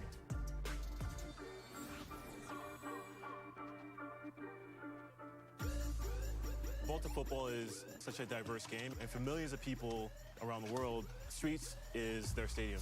So for you guys, what are some of the fundamental things that you take away from the streets, and what translates to the stadiums? Small-sided games, 3 versus 3, 5-a-sides. I grew up in this environment. I think it enables you definitely to be able to deal with people 1v1, because in a game in a stadium, in front of thousands of people, you're going to have to deal with someone 1v1 like this, and with bigger spaces. So getting used to that in this type of environment is, I think, for a young player, is key. Having a personality, not being afraid to try something new here. And obviously, eventually you can go and put it onto the big stage. So I think this is you go and express yourself. I think definitely that key word, express. If you can express yourself, you see the best in everyone. I think individually, as a team. Street football is, for a lot of people, it's foundational. and it translates to the stadiums. And for Volta, that's kind of how we built the gameplay experience, and so we're really excited about what we can represent and being able to represent the flair and the style that you guys just talked about. I think a lot of people as well used to always associate like skills and flair without the end product. I think that's what's great about this game is that end product's always king. What I really want to know is, can you create female players? Absolutely. I think that's one of the biggest innovations. You can play male or female, and they play with each other as well, and that's an important part of what we're building. When you go and play in there, not everyone turns up in a pair of shorts, boots. Can we have like jeans like cut downs that I've got, or you can have t-shirts and shorts, or you can have jeans and long sleeves. Again, a big thing for us is being able to establish the culture that is street football through clothing, through how you look, your personal style. You can have short hair, long hair. You can have tattoos, no tattoos. You can play with trainers. Okay. A lot of the time as well is like, it's not only you want to look good, you want to feel good, play good. Yeah. And some of it's superstition, like it's all of that all in one. If you can get that into a game and transfer that and translate that into the cage, you got it made. That's a big part of Volta football, just being able to represent the people as they are. We want it to be authentic, we want it to be diverse, we want it to be cultural and creative, and a lot of that is, how you equip yourself and how you carry yourself and how you represent yourself in the game.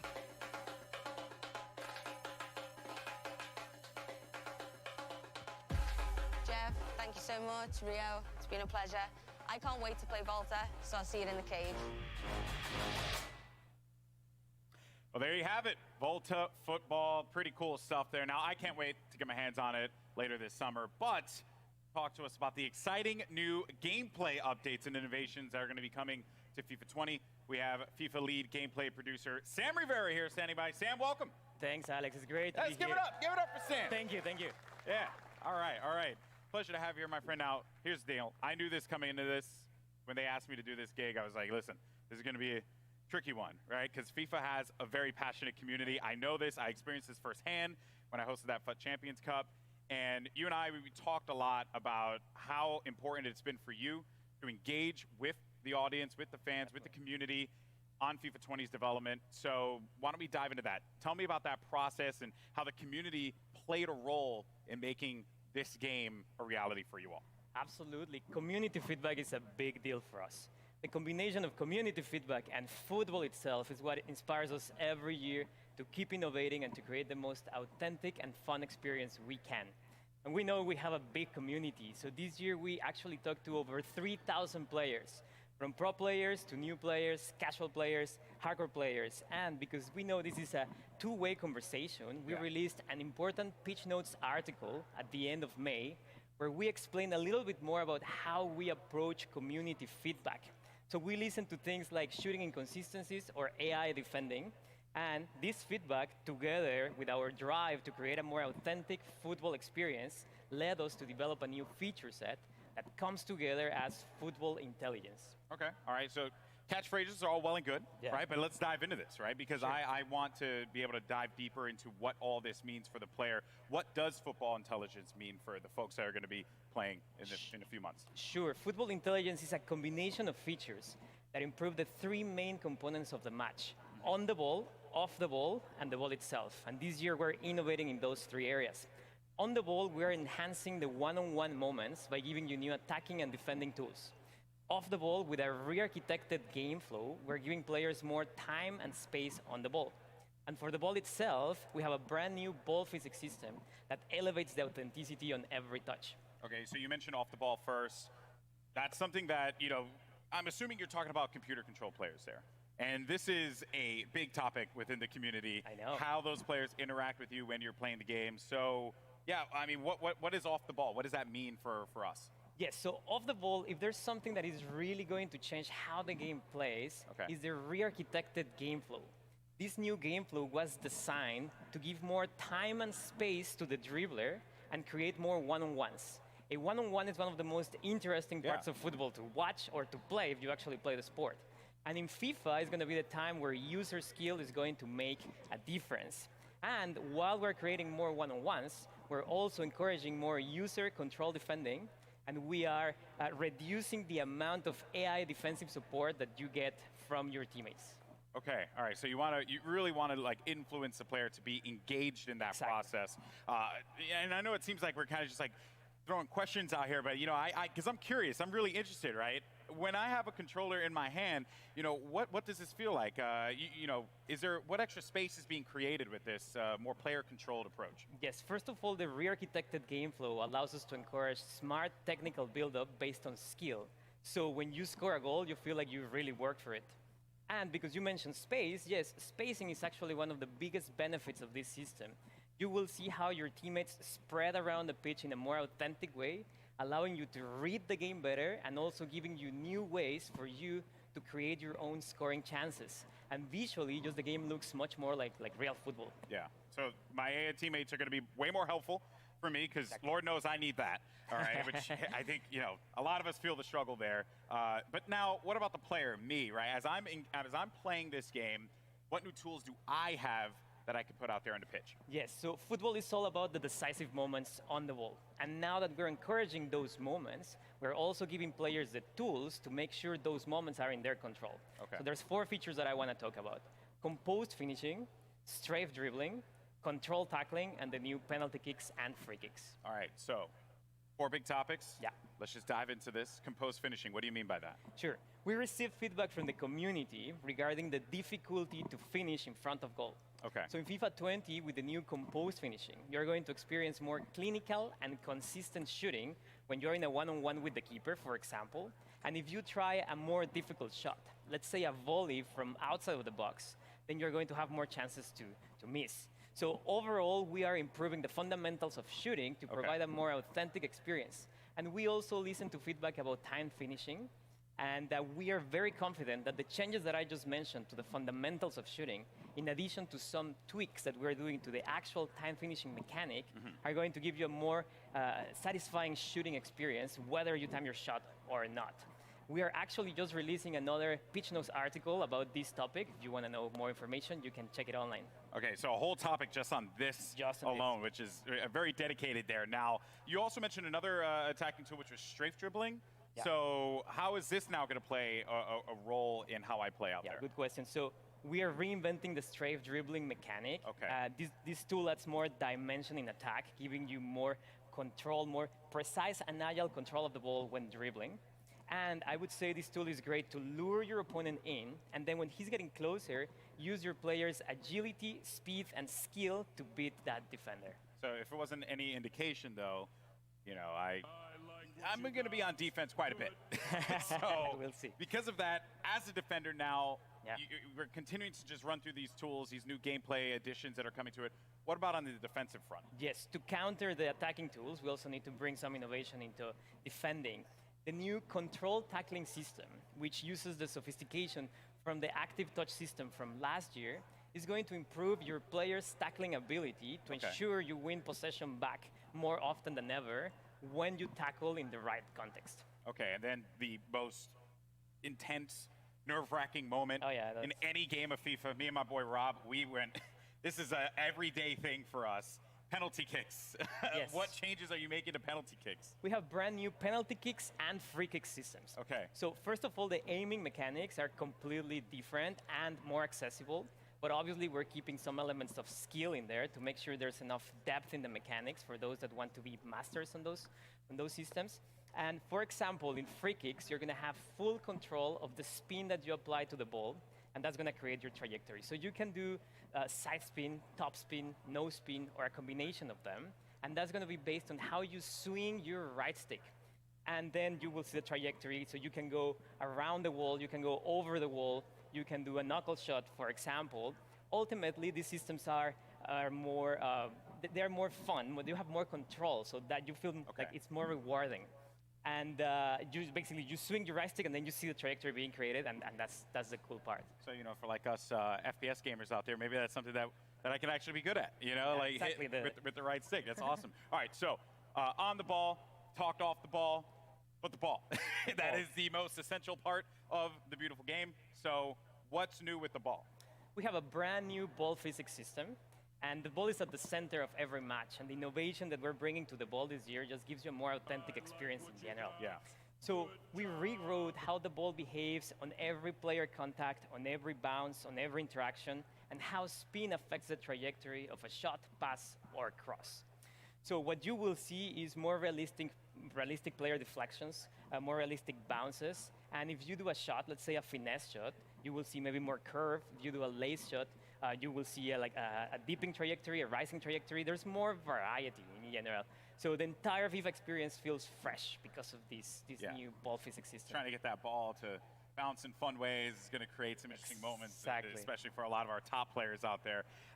Now, I know that a lot of fans, I'm sure, are going to be very excited to try out these new features. And since you have the eyes and ears of a ton of FIFA fans right now, floor is yours. Anything else you want to say to this community? Yes, so the features that I just talked about are very important, but there are many other changes that we're doing in FIFA 20, and a lot of them are based on community feedback. One of them is pace. We know that sometimes slower defenders can catch up with faster dribblers, so we're tweaking pace in FIFA 20. It doesn't mean that the entire game is going to be based on player speed, but it just means that player physical attributes are going to be slightly more important. We're doing something very similar for strength. And finally, for those players that have mastered the skill moves, we're obviously tuning some of them. Let's say La Croqueta, we're adding new ones. Or if you would like to chain multiple skill moves in a row, then you will get a more realistic outcome. We're working on those. So you're telling me that Tex can't bust out 3 elastic at the same time? We'll see, but you will see new behaviors there. Tex will still find a way. Tex will still find a way. Well, thank you so much, man. I really appreciate it. Now, when can players get their hands on FIFA 20? So it's going to be September 27th. Okay. And there's some good news. If you have EA Access, you're subscribed to EA Access, you can get hands-on on September 19th. Wow. Okay. And then, of course, EA Access coming to PS4. Exactly. That's good news. So PS4 fans will also be able to play FIFA September 19th. All right. Look at that there. And, of course, all those details can be found online, so don't forget about that. It is a hot day out here, and we've been talking FIFA. I've been having a blast. And Sam, thank you so much, man. Guys, give it up for Sam Rivera once again. Thank you. Awesome stuff. Now, don't forget, if you're in LA, come down to EA Play, try out FIFA 20 for yourself, or come watch some great street football competition at our custom Volta pitch. Keep an eye out because the FIFA team has a lot more to come between now and September. They'll be posting deep dives on the Pitch Notes platform, and you'll get more info on gameplay, career mode, pro clubs, Volta, and because we all know you want to talk about it, FIFA Ultimate Team. So keep an eye out for those. I'm Golden Boy. Thank you so much for watching. See you later.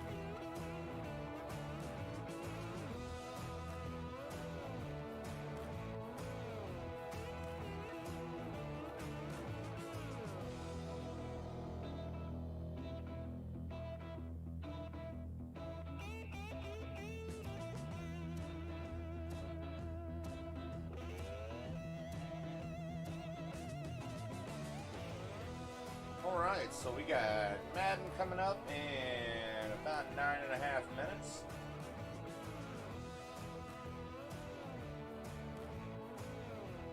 Not much news breaking on the internets. Oh, yeah. You just saw all the news on FIFA 20, and in a moment, Golden Boy will be talking with Daily Show host and superfan Trevor Noah about the exciting things we just saw. Do you think it's weird that Golden Boy gets to talk to Trevor Noah and not me? How are you? Hey, well, you know what? Get out of here. Go. Go away. What's Trevor But Noah first, from the Daily we've got a very Show doing special there? message about I just EA's don't have Play a- to I Give just don't campaign. think that So dude, let's check you it know, out. represents gaming. Hey everyone, if you're watching this video, chances are you've likely seen or even personally experienced harassment when playing online games.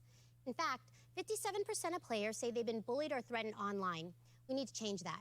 Absolutely. Games are for That's everyone. right. That And the means good news enough is we have can not all been do bullied. something about it. We need to up our EA is bullying donating game, $1 everyone. million to 3 amazing nonprofits who are all about bullying prevention and inclusion in games. Ditch the label, Pacer, and the United Nations He for She. You can also help. Go to the link below, ea.com/playtogive to learn more about these charities. On their websites, they have advice on what you can do if you're being bullied or how you can help others who are. You can also donate. Any amount you can contribute really makes a difference to these nonprofits. With the help of Play to Give donations last year, these charities achieved some pretty cool things. He for She was able to expand its message of gender inclusivity in gaming to people around the world. Ditch the Label was able to help an additional 10,000 kids who are suffering from abuse. And Pacer reached 1.4 million people with information on how to combat bullying. Thanks so much, everyone. When we work together, we can make games a space where everyone feels safe and included. Enjoy the rest of EA Play.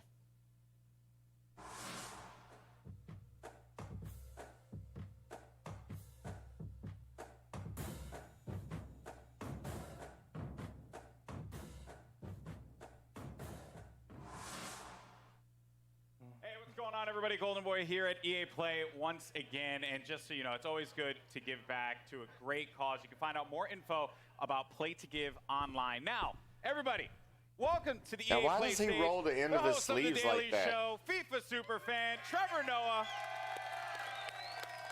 Oh, I guess Thank you because for Trevor having me. Noah likes Thank you so soccer, much he for gets coming to out, man. And, you know, when they told come me hang out about at this, so EA Greg Play. obviously very salty he didn't get to do this interview. Haha. Stuck it, Greg. So I understand you are a massive fan of FIFA. Well, I'm not a FIFA fan. FIFA is my full-time job, and then I do other things to sustain the habits. That's Okay. pretty much me. Interesting. Yeah, 'cause, when like, you you're on when TV you like already every play day. FIFA, you don't say that you're a fan. That's Yeah. just what you do. That's fair. Like Raheem Sterling is not a fan of Manchester City. He plays for the team. I play FIFA professionally. That's what I do. Okay. Yeah, that's my job. Okay, fair enough. Fair enough. It's kind of crazy for a guy who hosts a show called The Daily Show that you play FIFA on The Daily, and yet you have to work, and yet that's not your full-time Well, luckily job. there's nights. There's nighttime as well. You gotta allocate your time properly. Okay, that's what you interesting. do. Trevor Noah time doesn't sleep. management. Yeah, that is confirmed. All right, so who's your favorite team again? Who's my favorite team? My team. Who's your That's what squad? Ultimate Team is all about. Oh, really? Yeah. Okay, really? Come on. Really? That's where you're gonna go? Why am I gonna go and support one team when I can create the best team ever? You know? Okay, I feel like Yeah. you just don't want to draw any battle lines. Oh here. no! When it comes to the English Premier League, I'm Yeah, you would Liverpool think through and EA, through, with you all know, the money excited they for what spend, did, they yeah. would have Pain in someone Kiev, to join now, and then handle you know, when it comes to wardrobe and Europe, I whatnot, switch and I so play with different teams, you know, because I he get to don't enjoy come just the out players. looking like he But in the stole his game, grandma's my shirt team this is morning. the team. Okay, so then who's like your big player on your team, on your ultimate team? It depends. It changes depending on what card comes out. So for me right now, Syria Gomez, small little man, does major things. One of my favorite players in the game. I know this is a weird one. Right back Almeida, one of my favorite players. Just like I like playing with weird characters that no one else is playing with, because everyone out there is going to be playing with like 92 Vieira. Everyone's going to be trying to play with Gullit in the middle, and it's just like, who can you play with? Alan Napoli, one of the best players you can play with in FIFA. Mark my words. Go and get him. Go get him. Yeah. Yeah. You just got to get like the weird players that no one else likes. And then like when you meet them with your team, they don't know who the players are. They don't know how they play. And that's what makes FIFA such an amazing game for me, is the customization. Dude, I tell you right now, blown away and very impressed. By the way, Trevor Noah, man, just dropping the knowledge out thank here. you, man. Thank you. Trevor, I know this was a brief one, but I want to thank you so much for coming out to EA Play, Thank my you so friend. much, It's been man. a I'm blast. excited, man. And, you know, FIFA 20 is playable here, and we have to have a match. I think you and we have to have a match. Well, we won't have a match. Yeah, his friends don't like him. That's why he got there and we still can play wearing his together, grandma's and then shirt. I will teach you FIFA. I kind of set myself up for that one. All right, well, Greg, back to you, buddy. In a moment, Adam Rank is taking us on a deep dive on all kinds of new features coming to Madden 20. But first, Power up your exosuits, freelancers, because we're talking Anthem. And to help me get the 411, I'm joined by not Anthem. Live Service lead producer, Ben Irving. Hey, Ben. Hey, man. Thanks for having me. Some surprise Anthem thank you news. for coming. I can't believe you're really here. The subreddit flipped out. I flipped out on Kind of Funny Games Daily. No Anthem at EA Play. What's happening? Of course we're going to come to EA Play. We've got a booth out there with lots of fans coming through to play it. But really the big thing for us this year is working with our influencers and game changers. Sure. We have our new update called the Cataclysm on our public test server, and our time here this weekend is really about talking to them, getting feedback from all our players so we can make that a great game update. All right, good. You got the marketing spiel out of the way, man. Talk to me. It's been a interesting 4 months for Anthem. It's been an interesting 4 months. What have you guys learned? What are you pivoting? What's happening? Yeah, look, it's been a wild ride. You know, we've learned a lot of lessons over the last 4 months. I think one of the most important ones was just around listening to player feedback better. Sure. And so we spent some time really trying to get this PTS game update out, making sure instead of us saying to players, hey, this is what we think's really exciting, just give them the game update and say, you come and tell us, what are the things that you do like and the things that you don't like? Well, and really trying to pivot more into that so that we can learn more from what the players want. That's what I found so fascinating when we were talking earlier, right? Is the fact that the public test server is there for people to get in, and you guys don't want to be like telling people what's cool. You want to start building this game with them. Yeah, because you know, it doesn't matter what we think. It only matters what the players think. They're the ones playing the game. So if they love it, great. No, you shouldn't start building the games with your fans after it's out. You should build the game before you release it. You can download the game and play it. If you happen Otherwise, to be it's somewhere just near an the alpha venue, or feel a free beta, not a $60 game. Oh, looks like EA's having some technical difficulties. I know how that feels since I had to restart everything.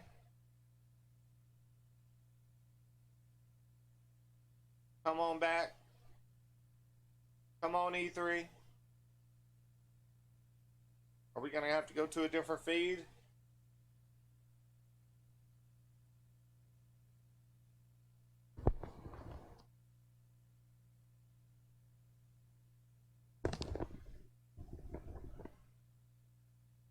Oh, gotta grab my other keyboard so we can switch to a new live feed. Everyone get excited because there they go. They're back. Adam Rank bringing you an exclusive first look at Madden gameplay with deep dives into the new X Factor abilities, face of the franchise, and more. So keep it here. Here we go with Madden.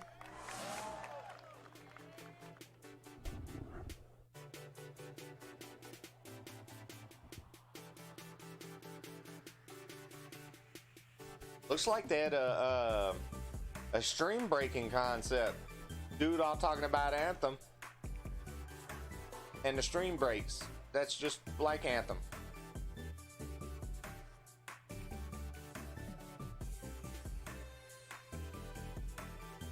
Alright, will I buy Madden this year? I don't know.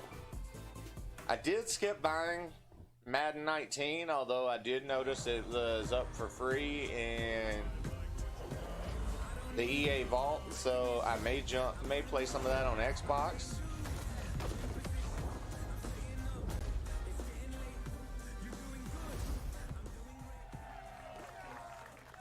What is up, Madden fans? I am your host, Adam Rank.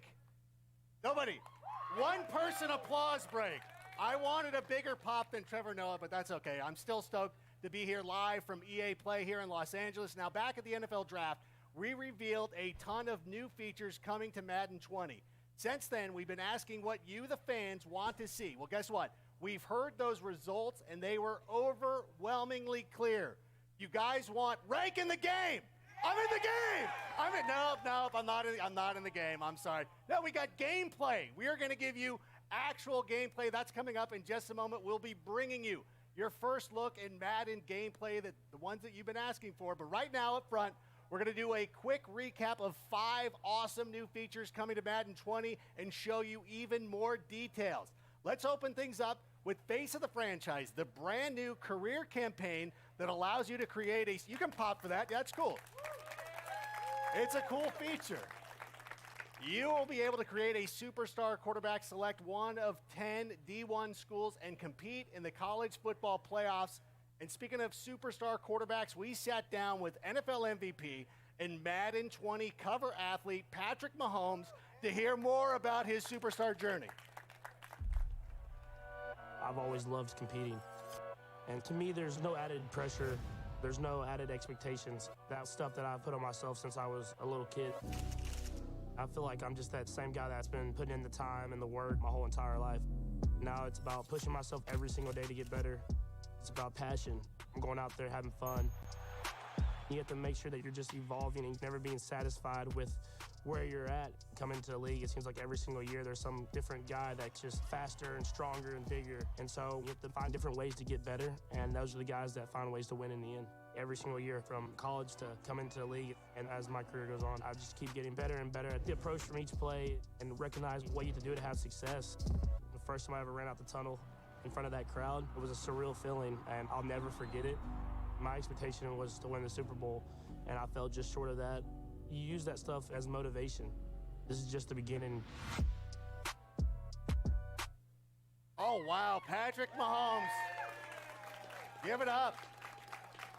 He's amazing. He's an amazing quarterback. He's living the journey that you'll be taking on in face of the franchise. And joining me right now is Madden Community Manager Israel Cruz, a.k.a. Agent K, to give us a little bit more information on face of the franchise as well as some of the other exciting features that are coming to the game. What are you doing? Hey, Adam, it's great to be, you look a little crispy up top. A little bit. And, me too, so I brought you one As a bald as well. American, I appreciate kind you of doing keep it that for way, me. but yeah, for this I part. wear a 7 3/4, although there's a guy in a Khalil Mack jersey.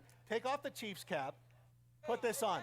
Hey, there you go. Don't There give you away go. those secrets. You got to All protect right. the noggin, man. Yeah. You got to It's good protect to the see you, noggin. though. Hey, it's Thanks good for to see you coming too. Thank you so much. Over the last few weeks, we've been talking about Madden 20 on live streams, and it's been great. Our community has been really engaged, and we've been asking them questions. What do you want to see here at EA Play? Right. And this is the culmination. We took their feedback. We're going to talk a little bit about those things. And regarding face of the franchise, our players wanted to see an NFL draft experience, kind of like what's going on. So you'll see on one of these screens right here, what's really great is you're going into the NFL draft sequence right here. You're in the green room. Your player's a little bit nervous, representing the Texas Longhorns, go Horns, and has a big cheeseburger right there. It's still Los Angeles. They'll help you out The while you're Rose on Bowl vacation from this a couple week. of years ago. Still looming large, though. So be cool with that. Well, listen, don't get mad at me. Just stop Vince Young. All right, so here's the thing. So this is all awesome. I love the detail there. Once you get drafted, you're now in franchise mode and all that stuff. And I hear the Pro Bowl is coming back too. What else should Madden fans know? Yeah, so it's really cool. The Pro Bowl is back in Madden 20. When you're going to go ahead and install the game, you're going to be able to play the Pro Bowl, get your hands on those superstar X Factors, play with them a little bit. But our franchise players are wanting to see more about the scenario engine, and we're going to show a little bit about that. Now, the scenario engine, what it does, it brings dynamic quests, kind of dynamic challenges into the game that help you improve your player and their ratings week to week. So that's pretty awesome. But you said it earlier, people want to see more about gameplay, so we're going to go ahead and talk about gameplay. Is there a blog where they can check all that stuff out too? Yes, there is. We've written quite a few blogs. We have Gridiron Notes, which you can go ahead and search the web. You'll find those. But we also have a franchise deep dive blog that details everything out coming to franchise in Madden 20. Okay, for all the play callers and armchair coaches, what else can they look forward to? Like real estate, it's like location, location, location. People want playbooks, playbooks, playbooks. Of course. Now, this year in Madden 20, we're having RPOs coming into the game, which are run pass options, which is great. But not just that, but our players have been asking for new formations. So right here, we have out of the Raiders playbook, a unique formation, which is actually called single back double off close. And what's great about this is a PA sweep play we've got going on right here, which is absolutely great. Our players are excited about that, but what I'm excited about is that throughout the course of the season, we're going to go ahead and evolve those playbooks, and as things happen in the NFL, we're going to bring that stuff to the NFL. Yeah, I see the one Derek Carr fan out there was very excited to see that Raiders playbook. And I know that we've got a lot of, two Raider fans. Wear a jersey next time. I can't identify you without it. It's okay. Listen, I'm talking to Israel, though. Here's the thing. Now, we've got a lot of Madden Ultimate Team fans in the house. Am I right? Yeah, right? Awesome. They want to know more about the content that you're going to be bringing to the table. Tell us a little bit more about those Ultimate missions. Yeah, so Ultimate missions are great. A lot of times our Madden Ultimate Team players, when they log into the game, they're always trying to find the most up-to-date content. So one of the things this year that we're trying to do is provide them kind of a guide, an information hub, so then when they log in, they're not spending all that time looking in different areas. They can get the player items that they want for their team to make the best squad possible. Hey, I heard that. So one of the things that's absolutely great, let's say Khalil Mack has an amazing game on Sunday. You know, you log into Madden, you log into Madden Ultimate Team, you want to be able to find it. So basically, we're going to go ahead and provide you that information guide, that step-by-step process, so you can get that item on your team. Now, the Khalil Mack fan sitting here loves hearing that. The guys, the 2 Raider fans over here, not so much, whatever. We appreciate That's a little too what you soon. guys, I know, talk about the Rose Bowl being too soon. Yeah, we love the Raiders. I love John Gruden, what he's done for our team. Now, the thing that I'm most excited for, though, is the Superstar X Factor abilities. These make the superstars, you know, play like superstars. And you're going to give us a little bit of a reveal on some of these abilities? Yeah, so our players have been asking us to go ahead and talk about these Superstar X Factors. The first one we're going to reveal is Alvin Kamara, which is great. He has in-zone abilities. He also has superstar abilities, and we're going to go ahead and take a look right here. What's cool about his zone ability is called Satellite. You've heard of Satellite backs, right? I know what it is. Yeah, okay. So, yeah, I mean, these guys But are... explain it for everybody else. Yeah, so at the end of the day, I mean, you know, you guys have seen the tape. Out of the backfield, Kamara's a deep threat as a wide receiver, as a receiver. It's crazy. He's absolutely amazing out of the backfield, but he also has superstar abilities. So those superstar abilities are matchup nightmare. So basically, you're going to go ahead and have better opportunities to go ahead and catch the ball against linebackers and DBs, and also better route running. I mean, he's absolute beast. And he also has running back apprentice. What running back apprentice actually does for him is that it allows him to have 4 additional hot routes anytime and pre-play adjustments. Love that. Now, listen, everybody who knows me knows I'm kind of a dumb guy. So can you explain the difference between zone abilities and superstar abilities? Yeah, so for zone abilities, we talked about satellite. So what's going to happen is in-game, you're going to go ahead and get some in-game objectives on how to go ahead and get your player in the zone. And, you know, Clint's going to talk a little bit here about how you're going to be able to knock them out of the zone. But the thing is that superstar abilities, what that's going to allow you to do is that they're always available, they're always on, and not just that, but it brings like a unique, authentic feel to that specific player. So with Kamara, one of the things that we were actually showing right there is that it's going to allow him to go ahead and do some amazing things out of the backfield. It's just another level of authenticity is what's everything. Totally. I mean, our players have been asking this for a long time. They want the players to feel like NFL superstars when they're on the field, and we want to give that to them. Okay, now to help us get even more down and dirty and some of those details on X Factor abilities, I want everybody right now, this is serious, put your hands together because joining us here on the stage here in just a moment is one of the best wide receivers on the planet from the Pittsburgh Steelers, from the University of Southern California, a hardcore Madden fan. Ladies and gentlemen, all the way in the back, give it up for Juju Smith-Schuster.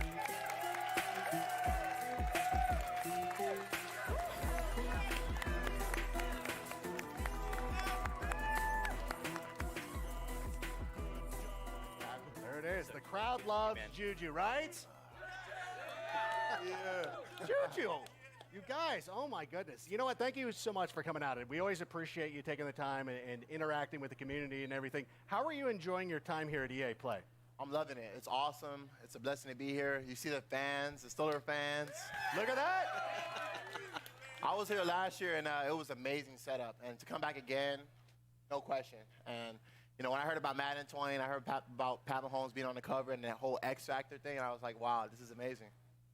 Now, you had a monster year. Once again, you know, you're obviously one of the best players in the league. Kind of go through the thought process. When you're on the field, you're in zone, you see single coverage. What are you thinking? When I see that one-on-one, it's the opportunity of me getting the ball, you know, knowing that the defense is coming and the quarterback has to put the ball a lot faster. And all I can think in my head is, like, catch the ball, get yak yards, score touchdowns, celebrations. And pretty much in my head, I'm just like, wow, like, let's make a play, big plays. And you make big play. What you had a 97-yard reception? Or did you have 2? Yeah, 2. Oh, you had 2 of them. That's right. I'm sorry. I didn't mean to sell you short. Now, in addition to getting all those yak yards, you're also known for wrestling away those jump balls. So it's no surprise to me that your zone ability is double me. Is it cool if we take a look? Yeah, let's check it out. Yeah, so what you guys are going to see right here with like Juju said, once he gets in that single coverage and he is in the zone, there is no stopping him. The only way that you're going to be able to stop him is to go ahead and double cover him. And at the end of the day, you know, it's a new meta to the game. If you want to stop Juju, you got to double cover him. Well, first of all, you can't stop him. Let's just put that out there right now. What did you think? Do you think we nailed it? What do you think? That's awesome. That's crazy. That's definitely something I see myself doing. You know, the double coverage, especially this year. It's gonna be super exciting. Looks like he might and be I the just new can't Randy wait. Moss of the Having that X game. Factor, I can't wait to use it in the game, use myself in the game. And are you ready to check it out? Are you excited to start playing? Super excited. All right, well, you're in luck because we've got Madden 20 playable right here at EA Play. You and Agent K can go try it out. Agent K, is there any way that our fans at home can maybe try this out as well? Well, I think a lot of people that are here are going to get a chance to go ahead and check out our our closed beta that's going to be happening for Madden 20. It's going to be happening on June 14th to the 16th. But I believe over at the Madden booth, we're giving out some codes. You guys may have seen it. So if you haven't checked it out, go over to the booth. There's going to be a blog up. I believe Man of the People, Z Farles, is going to go ahead and be talking about that, putting out. Check out our social channels. All that information is there. I brought a couple of codes dude here he for mentioned Juju. Z We're going to Farles. give Juju some I codes as have well. beat that dude in We're also Madden. going to be sharing on social channels. Check that out. A lot of great information. You want some, Adam? Do you mind? Are you sure? All right, here you go. mind? But no, it's actually Hold on, we'll awesome. talk now. But not just that, but we're going to work with Juju. He's going to be giving out codes on his channel. So again, tune into our social channels. All the information there about the closed beta happening on June 14th to June 16th. But since you're here, you guys can grab it early, download it, and get ready for June 14th. All right, thank you so much for coming out. Israel, Juju, go play the game. Awesome. Go play the game. Give it a round of applause. Juju Smith-Schuster, there he goes, handing out those codes. I don't know that you're going to get those back. I don't know if he's going to. All right, well, Juju's going to go get a taste of what Madden 20 is all about. But don't go anywhere, guys, because we've got even more Madden 20 gameplay to show you right now. Because please welcome to the stage our senior gameplay designer, Clint, Not Clint Oldenburg. Put it together, everybody.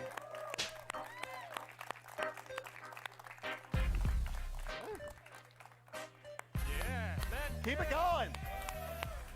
Good to see you. How you doing? Wonderful. I believe that dude used to be a my lineman gosh. Thank for you so much somebody. for being here. Now, we've seen those X Factor abilities, but I want to dig a little bit deeper.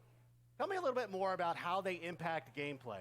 That's a great question. I'm going to follow it with a question for you first. Okay. And I'm trusting you to give me the right answer. You got it. What are some reasons you like to watch football? I like yelling at my fantasy players. That's a good one. Okay, yeah. Anything else? Oh, you know what? I like watching superstars play like superstars. When you have somebody like Juju Smith-Schuster, I want to see him make some big plays. That's exactly right. And sorry that you have to follow it, by the way. That was a hard tough assignment, booking, man. by the way. That was a really hard assignment. Trevor Noah, Juju, and now Clint. Hey! Yeah. That's good. Yeah, give it up. Yeah, so you mentioned superstars. The NFL is such a star-driven league. Madden is no different. We set out with a creative vision this year to make our stars feel like stars. So we created this ability system known as Superstar X Factors. These abilities are going to bring authentic skills that make these guys feel unique and powerful so that every individual game is unique and game planned differently.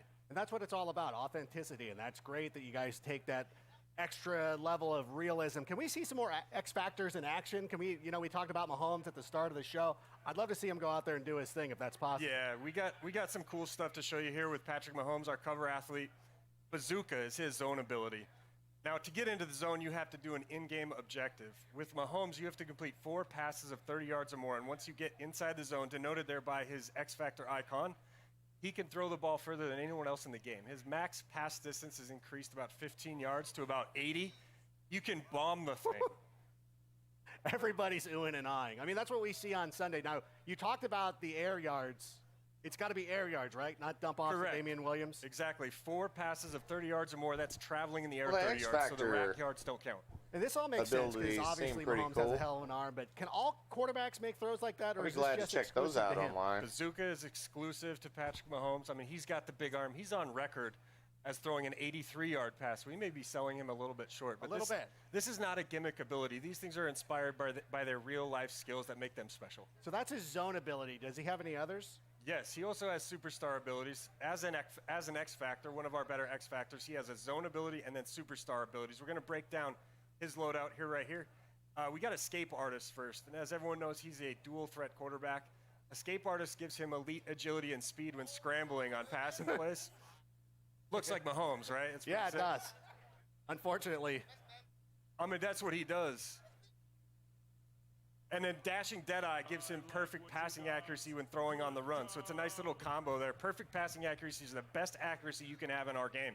And then here's the red zone. Yeah, red zone Deadeye. If you watched him last year, you know he was deadly in the red zone. When he's inside the 20-yard line, again, perfect passing accuracy. Lastly, no look Deadeye. I'm really excited about this one. He's going to have perfect accuracy. The only Vertical, thank you quarterback for in the game that watched follow have over on the perfect accuracy Twitch. on crossbody throws. We're Exclusive blowing to up. him is the no-look signature Mahomes animation. That's his signature look. That's exactly what he does every Sunday, and everybody gets upset about it. And this is the thing, though. I know Mahomes, I get it. He plays like a star. But come on, this is kind of a lot. Is he unbeatable? Is there? If I'm on the other side of the ball, like, what can I do to stop him? Now, you must play Madden, because that's a question our 'cause players are going to want to know. It's frustrating. Yeah, it's a chess match. So just like in the NFL, the way to shut down a high-powered passing game is pass rush. The defense is going to have knockout conditions when these guys are in the zone. You're going to see here Mahomes with his X-Factor icon lit up. He's in the zone. Von Miller's going to sack him. The objective for the Broncos in this game is sack Mahomes, knock him out of the zone. So each team's going to have ways to counter each other. So again, it's authentic football conditions. It's a chess match. It's all that stuff. Exactly. And if you pull that objective off, you knock him out of the zone, then he has to go through his objectives again to get back into the zone. All right, well, that's a little bit reassuring. I'm glad that there's some checks and balances that go along with all that stuff. But we all know, and I know you're an offensive guy, but defense wins championships. We've seen what the offense can do. Let's talk about the defensive side of the ball. Yeah. You know who I want to see? One of the most incredible athletes in the NFL, regardless of position, Aaron Donald. What's he all about? Yeah, I mean, Aaron You Donald can pop is Aaron Donald. scary. Yeah, give it up for Aaron Donald. Aaron Donald is scary. So I played offensive line when I played, and I knew I couldn't block him. That's why I'm sitting in this chair. So he's reflected pretty well. He's got his own ability called Fearmonger. Okay. What makes him special is when he gets in the zone, he can actually apply pressure penalties to the quarterback even when he's engaged in a block. Typically, those penalties only occur when you're free rush, unblocked to the quarterback. He does it while he's blocked. We're going to take a look at some of these. He also has superstar abilities. You're going to see these in the video. There was the pressure penalty applied to the quarterback. Right. In addition to that, he has pass rush elite. That's a superstar ability that gives him quicker, faster pass rush shed moves as a pass rusher. And then under pressure, makes those penalties he's applying to the throw power and throw accuracy of the quarterback more punitive. So he's quite a disruptive pass rusher. Because that's one of the things, too. It's not necessarily, especially with somebody who's playing defensive tackle, it's not somebody who's always going out there and getting sacks. It's guys who are going out there and also getting pressure up the middle, pushing offensive linemen into the face of the quarterback. Yeah, it lends itself to more strategy in the game. You got to know who you're playing against. You got to know who you're playing with. Like I said, it's a chess match out there. And then one important note here with all the passing abilities, you said Mahomes seemed really powerful. Putting pressure on the quarterback is going to be the direct counter to a lot of those abilities. And that takes them off their game, and that takes them off of X Factor and everything like that. Absolutely. So it's good to have those guys. One of the cool things, too, that I've noticed when you're watching all the play and all that stuff going on is that you've worked really hard to bring these guys' unique abilities to life and put their personalities out there. And that includes some custom animations. So what are some of the examples of these custom animations we're checking out? These are super cool. We didn't want our superstars to just feel great. We want them to look great, too. The first place is quarterback, cover athlete Patrick Mahomes. We went out and captured these guys' signature passing animations.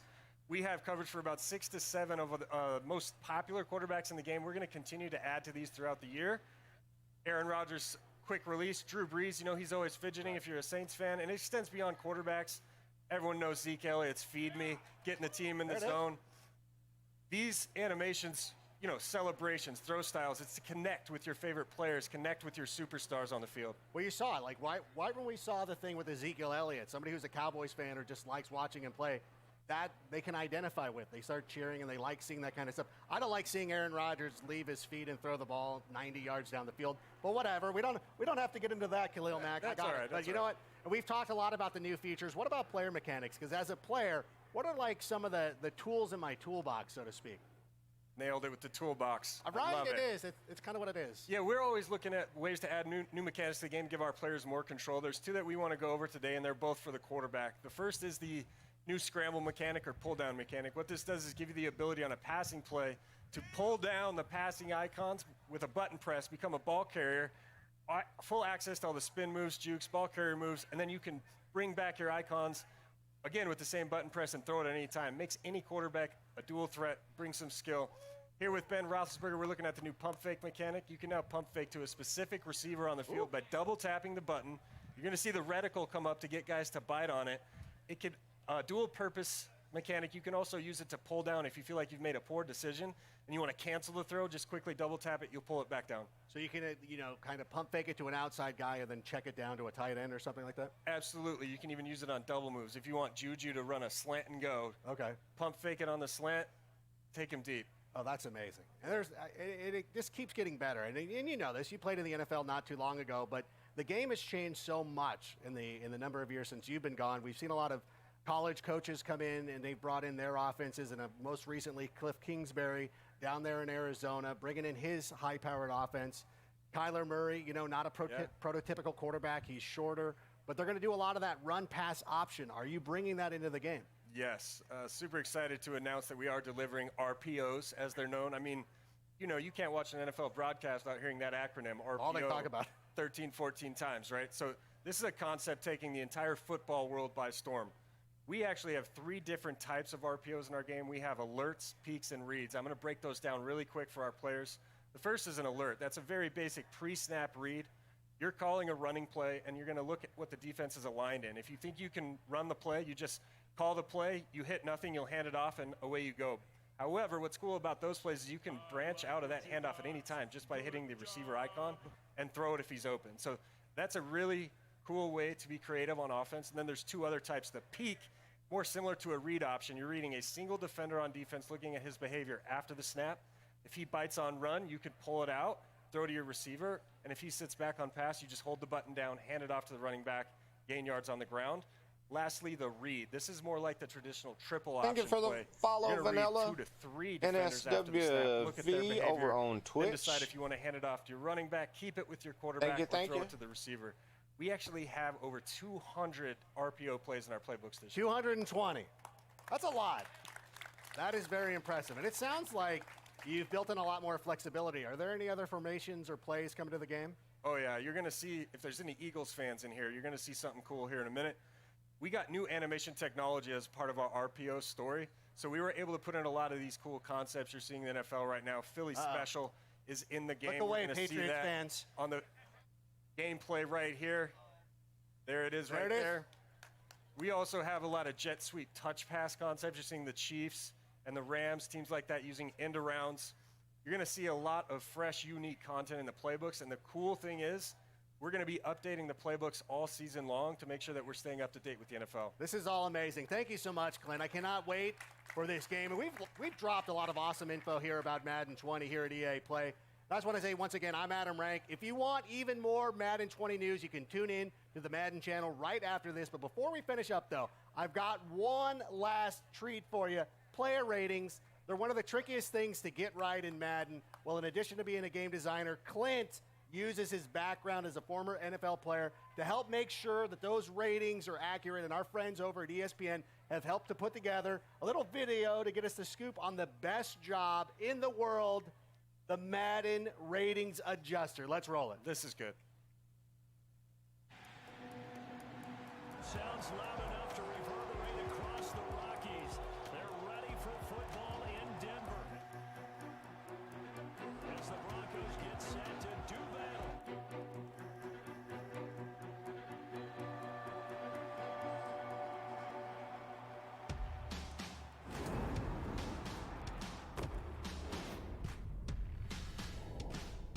A 90 overall?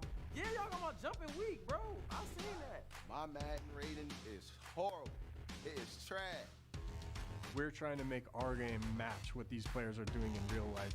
I would like Saquon Barkley's jump to be accurately rated. It should be like 93, 94. And if they think that we have it wrong, they're going to let us know about it. I hope I can get to the 90s range next year. My catch rating got to go up a little bit. I can't be dropping picks on Madden.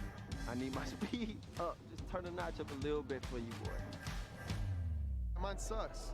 Who does my Madden ratings? Hey, Clint, raise your hand, Clint. Yeah, I'm coming to you. I'm Clint Oldenburg, and I'm a Madden Ratings Performance Adjuster.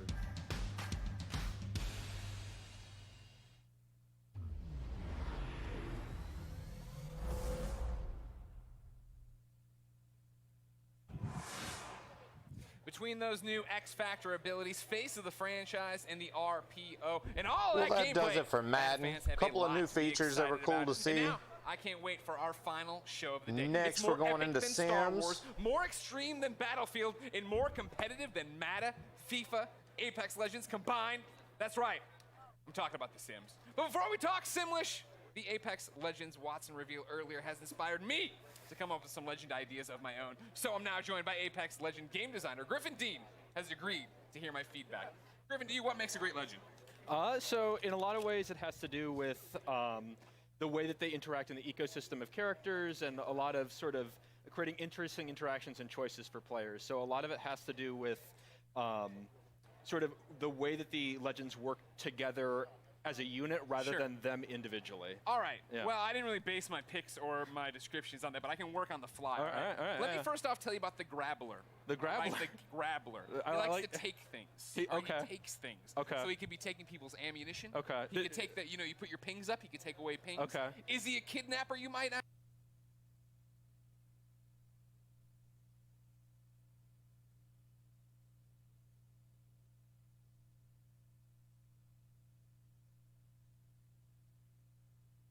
Looks like EA Play is having some more technical difficulties.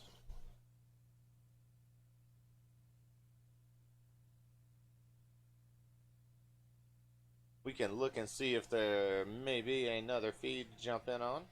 Thought you called yourself a video game developer. And it's You know, back. All right. You're this is Respawn. this is What about Portillo? He's my wiener dog. A lot of people have a problem with me on the internet. No one ever has a problem with Portillo. okay. That's thematically I could see that working. Is And then, what about Dwayne The Rock Johnson, huh? I mean, we don't, that's- yeah, no explanation needed. yeah, no, that's you just. I feel like there'd be a lot of wrestling involved. Well, I mean, he's very versatile. That's true, now. that's true, I don't think yeah. you understand The Rock That's anymore. no, yeah. Go over there. Okay. Get to work on these ideas. All right. Vince Okay, said yeah. I had just a blank check. All right. All right. Go do your thing. I'll Will tell do. you. Hey, if it isn't Golden Boy himself, how you doing? You killing it? I haven't gotten to see you today. Boo. I know a little bit about Man in the Dwayne The worst Rock Johnson. shirt. Yeah, I know. Titan Games, NBC, whatever. Just You're saying. big time now. You're a big deal. Just throwing it out there. All those ideas, by the way, were freaking awful. Just Oh, want to throw it wow. out there. I thought it was gonna Except for Portillo. The worst shirt at Portillo's a winner. E3. Portillo's the only thing that gets me over. The guy who stole his everything grandma's else, you're shirt because he getting buried, forgot but to do his Portillo, always. laundry. Alex, what was it like talking to Trevor Noah? Hey, Trevor Noah is awesome. Did not expect him to be as hardcore of a FIFA fan as he was. Yeah, I he said was on awesome. Twitter, he schooled me like straight up. Yeah. I respect that. You Yeah, know. yeah. I like going toe to toe with a fellow wordsmith on the stage. You know. All right, fine. Ladies and gentlemen, what did you think of Trevor Noah? Let us know in the chat. I'm sure someone's looking at it. But right now, we are not done yet. Everybody get excited because we're finishing EA Play Strong with an in-depth look at what's new for The Sims 4, including the world-exclusive reveal of a brand new pack. Yeah. Stay tuned.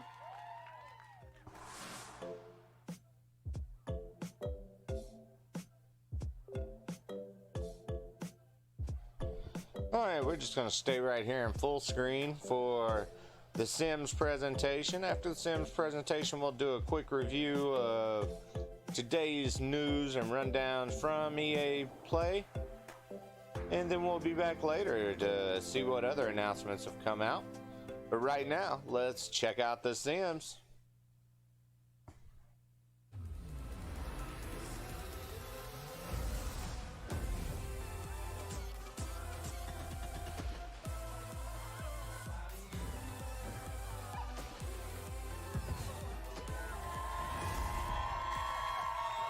Oh, you guys are great. Welcome, Simmers, to EA Play. Yes, I'm very excited to talk about everyone's favorite game series, The Sims. Oh, yeah. Yeah. I'm Julie Hardy, and today we're giving you a guided tour of what's new with The Sims 4, plus a couple of fun surprises, so stay tuned. Now, to help me translate all of this Simlish, everybody join me in welcoming General Manager Lindsay Pearson and Senior Producer Michael Duke. Hi. Thanks so much for coming out, guys. So I'm super excited. I know you guys are super excited. Yo, absolutely. I've been with The Sims a long time, and this is one of my favorite things to do is come out and see all of you and tell you exciting things. Absolutely. And I mean, it's going to be a big year for us. It's actually, we're celebrating 20 years of making The Sims this year. Yeah. And Lindsay and I keep debating it, but I think this is going to be the best year yet. I think it might be. Well, I mean, really what we want to know is, What have you got for us? Come on, tell us everything. Of course. Well, it is EA Play. We couldn't come empty-handed, so we'll start with our big one first. I'll let you take that. Absolutely. So we have the next expansion pack for The Sims 4, Sims 4 Island Living. Let's check out that trailer. Yeah.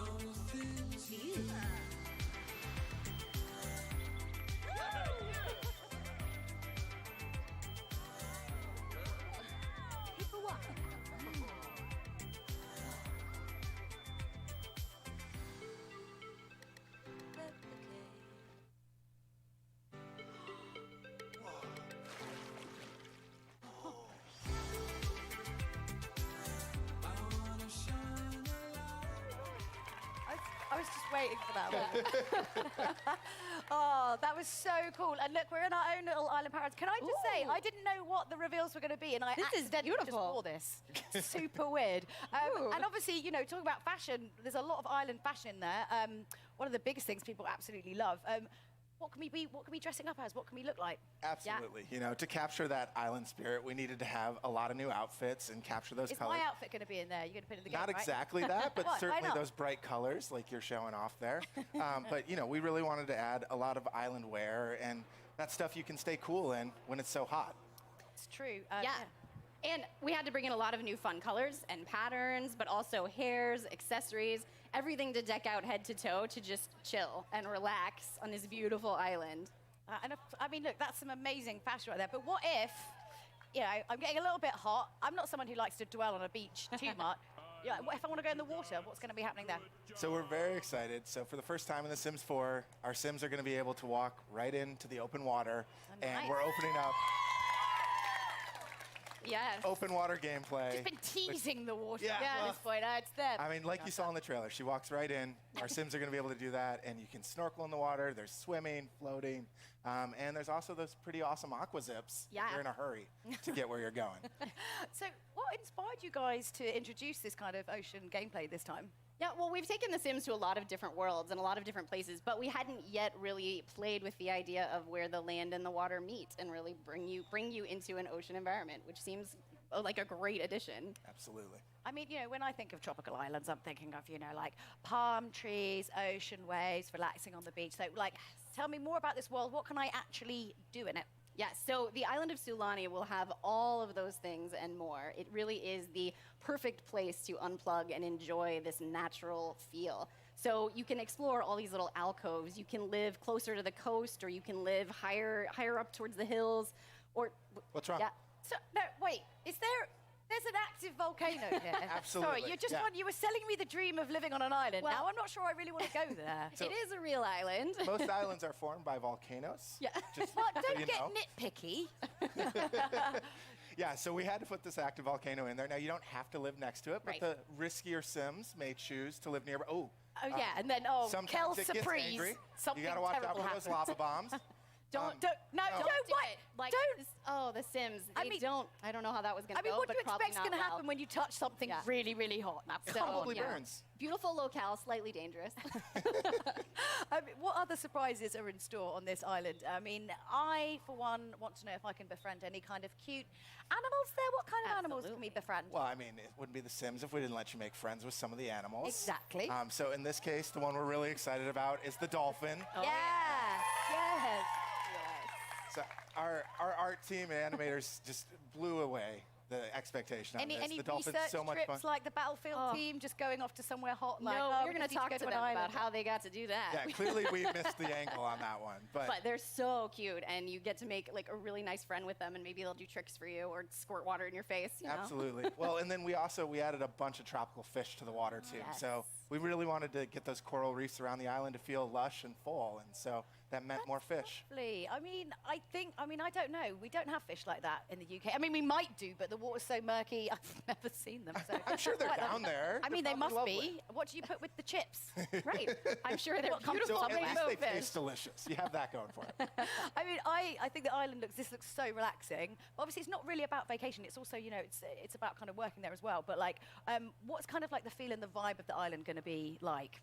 You know, I think it's one of those things we talk a lot about in the team is capturing what it would be like to really live on that island. It's not just a place you vacation, but we wanted this to be a place that's home for your Sims. Or, you know, tricks to be played on you. Well, that happens too. Well, and so there's lots to do on the beach. You saw sun tanning, sun burning, building castles. The whole family can go out and play together, find seashells, or the mischievous Sims, you know, knock things down. Well, and aqua zips. I want to say it I again. forgot you No, but mentioned they're that. so good. What are they called again? Aqua zips. Okay. Yeah. Okay. Yeah, there's a lot to look at, so you've got to take time to really explore it all. Okay, so obviously we've established that Sulani is like a great place for Sims to kind of kick back and, you know, but what if my Sims, you know, they don't want to I can't personally lie on a beach for longer than about 30 minutes and get really bored. What if they want to get their hands dirty? Well, I'm very excited about a new thing that we're introducing. If your Sims want a new career to take care of this island, you can actually become a conservationist, and your job is going to be to keep this ecosystem looking beautiful. Yep. Yeah, I mean, it was certainly one of the big goals was a way for your Sims to kind of care for their world and make it a better place. Yeah, and obviously, you know, very relevant with everything that's going on today in the world and how everyone's kind of a lot more kind of aware. So was that kind of what inspired you guys to bring that in? You know, I think there's a few things that really hit us. I mean, the first was just, it's something we all care about. A lot of us on the dev team worry about the environment and what's going on, but we talked about the idea that this island's this closed ecosystem, and so your actions and choices are going to have a lot more impact. And so something new we've added here, and we're really excited about, is the island actually changes over time. So if you're taking care of it, it'll actually become more lush. You'll see more greenery, brighter, beautiful flowers, and there's Lindsay's favorite part. More butterflies. So she really cares about is But it butterflies. also, today happens to be World Oceans Day, which is amazing. That's exactly what we were talking about. totally How do we planned take for that. care of these ecosystems? So obviously, Solani's really, really beautiful. You know, you can kind of go out there, but like, sometimes you want to make a little bit of cash. I mean, you know, like barbecue meat, I presume, is expensive. I don't know, but so how can we make some extra simoleons while we're there? Like we said, we wanted to make this a place you live, which means you've got to have a way to earn some simoleons. Yeah, and the gap year has to end sometime. Yeah. You have to go home and earn some money as much as we So have. we added a couple like odd jobs and things that you could kind of work on the hours you wanted to, right? And so we've added the ability to make fishing more of a career, and then also the lifeguard, so you can get your tan while you're working. If you want to spend more time in the water, you can be a dive instructor. There's a lot of different ways to just pick up a job when you want and earn a little bit of money. Yeah. So I suppose one of the important things as well is, as it's not a vacation, as you are actually kind of living on this island, obviously, you know, you have to kind of be aware and know what's kind of part of local culture, because you're not just there on holiday and you go in and go out, you're living there. So what kind of, you know, the side of the culture of the island can we actually see within? Right, yeah, this is a place that you live, and the locals are super friendly, actually, and are going to come and help you out with all sorts of different things as you explore the island. Oh, yeah. You were talking about this the other day, like, actually, like, all the neighbors are really, really helpful and help you. You know, like if a fire happens to break out, your neighbor might bust in and help you put out that fire. That's lovely. That's what they're so nice. should do. So, but they also have their own traditions, their own sort of activities that you might be able to join in. So you might stumble across a barbecue that they've started in town, or a little festival to sort of celebrate things going on. And you might even stumble into a kava party. Wait, what, a kava party? What's a kava party? So a kava is a special island drink that your sim can learn how to make and share with their friends on the island. It's one of the many delicacies you'll learn kind of exploring life in Sulani. Yeah, I think it's one of those things we talked about was we wanted to have this island have a little history to it, just some sense of feeling of some people have lived here a long time, and there are traditions that are unique to this place, the world of Sulani. So how can we kind of learn more about the island's history, like when we're there? How do we do that? Aside from, you know, drinking kava. Well, I mean, that might be one experience you should try, but on top of that, something else the team was really excited about adding is there are these elementals around the island that are kind of these spirits, these ancients who care a lot about Sulani, and you know they want to see their world taken care of. And when you do good things, they might be really happy. Yeah, and Bad Fish, pleased, I'm and super if excited for you're the Sims. bad for the And island, you I can don't do think they underwater appreciate Sims. it. Yeah. you know, It's so like just stinging the tail. yeah. Well, Bad added Fish, some I'm new traits, lurking my own with this stream pack that because we I'm wanted out to really here. let- We if got your the Sims are barbecue super in touch with going. the land, or that's important And he to you, wondered you if know, you coming they over for the can really get barbecue. in touch Now with the he's getting ready to water go or to the North land Carolina. and unlock some new behaviors. Yeah. He's going to So vacation. from like what we've kind of seen in all the videos, it feels really inspired by Polynesian Annie culture. says you so should have how came do to you kind of Oakland go instead. about kind of educating yourself to like bring that into the game? Well, every time we make a world, we want to learn You a down lot for about the some games later, influences that could go Bad into Fish? that place, because it's not a particular Or real you place, too but it's busy trying inspired by real to places. get So, ready for the short trip? of flying there and researching it ourselves, we reached out. Work that into it. I'm sorry. Yeah. Well, EA is a big global company, so we were able to reach out to a lot of our friends and coworkers across the company and say, hey, we're looking at exploring a place inspired Oh, by just this some barbecue culture. chicken, And could you share some with burgers, us some patterns or dogs, you know, iconography or symbols the- or even items just the that mean basics. something to And this he's got, culture, so we some can of her try and family create them in a way people's that coming feels over. rich and feels authentic. Well, questions just like, what was We iconic got the to grill you? all What do you fired remember up. when you think back to living in that place? Right, and some of our specific like decor items came exactly from those recommendations, which is really cool. It's these nice touches that I hope make it feel familiar while still feeling like a new Sims world. Yeah. So not to make light of all that, because I think that's fantastic, but I really feel like I've been quite patient up until this point, and you haven't really mentioned it yet. Mermaids! What on earth's going on? Come on, let's cut to the chase. Mermaids, tell us Oh, your everything. grandma lives in Carolina? Yes, That's so why you mermaids headed are out? in the Okay. pack. And I know lots of players are going to be wondering. It is Look at a that. very I can fully be a featured purple quality. You can Sims give it a mermaid. cast, you can create and style your mermaid. Lots of Just different what I always tails. wanted, to be a It's mermaid lot in a of fun. game. But also, you know, the mermaids, they can do a little bit more. Obviously, they're very in touch with the ocean life. So, you know, I'd recommend For sure, your mermaid just meet a shoot me a dolphin. text if It you're might work down to out play for some you. stuff. But lastly, I might not even the stream mermaids it. I have might some- just jump on some and pretty play. cool powers that Yeah. you might want to Mer discover. powers? Can we call Yeah, them that? we could say mer powers. Sounds good. Yeah. Can you tell us what So they are? there's still a now. bit of mystery to the He's mermaids. like, don't but ask me that on They stage. are definitely worth exploring. So I can't wait for you guys to get your hands on them. So, of course, I would just love to keep talking about mermaids, but no conversation about The Sims would be complete without a chat about, obviously, interior design. So, kind of what's new for the architects out there. Yep. New homes, new furniture. We saw some, I'm pretty sure we saw some houses on stilts as well over the water, right? Yeah, so I think, you know, first and foremost, lounge chairs. We're going to go to Island. We're going to live the Don't beach life. forget to play your animation Right? throwdown I'm rumble. sorry. No awkward sitting on the stage. We had to bring the lounge chairs in, but That's then going on. also We a were lot winning of pretty that good decor last to time really I capture checked. That Polynesian feel, right? And so we wanted to make sure there was that clutter that felt authentic and let it feel like this was home. Yeah, and you can go for this more sort of local style cabana on the beach, or you can go for something a little more high end and modern. We really wanted you to feel like you could create the getaway of your dreams. Yeah, for sure. And yeah, I'm so 100% sold on the houses over the water. I'm Yeah. much more of a kind of modern sort of house. Yeah, for sure. And you might have noticed too, she was able to jump right off of that deck out into the water, which is The great. best. Like your perfect little escape. It's all good. I'm feeling the diving into the water vibe. I right know, now, let me tell you. it's toasty. I can't wait to check out, obviously, the new Island Living expansion pack. And now that I've got a feeling out that some of you, you know, that you've got some more exciting additional information as well for us. So it's not just that. Have you got a bit more news to share? We do have some more news. In fact, we're going to kick to somebody else for this announcement. Okay. So here's Joey Graceffa. Ooh. Hello there, everyone. I'm Joey Graceffa, and if you didn't know, I absolutely love The Sims, and I'm so excited to announce this upcoming partnership with one of my favorite games. So this summer, The Sims is actually partnering with the amazing It Gets According to Better this project. dude on screen, As part of this I can partnership stop with combing It my Gets Better, hair because Sims is that's going to be obviously the releasing style. Pride items in all The Sims products in the next few months. There's going to be a variety of It Gets Better and Pride clothing in Sims Free Play, the Sims mobile app, and Sims 4. There's even a gender-neutral bathroom in Sims 4, along with a bunch of other items to show off your pride. Thanks so much for letting me share this news with everyone. Now go out and enjoy your EA Play. Yeah. That's so cool to see. That's really, really cool to see. And thanks so much to Joey for showing for that. I mean, what a great partnership as well to be announcing, of course, because it's you know, it's Pride Month, it's Pride Week here in Los Angeles.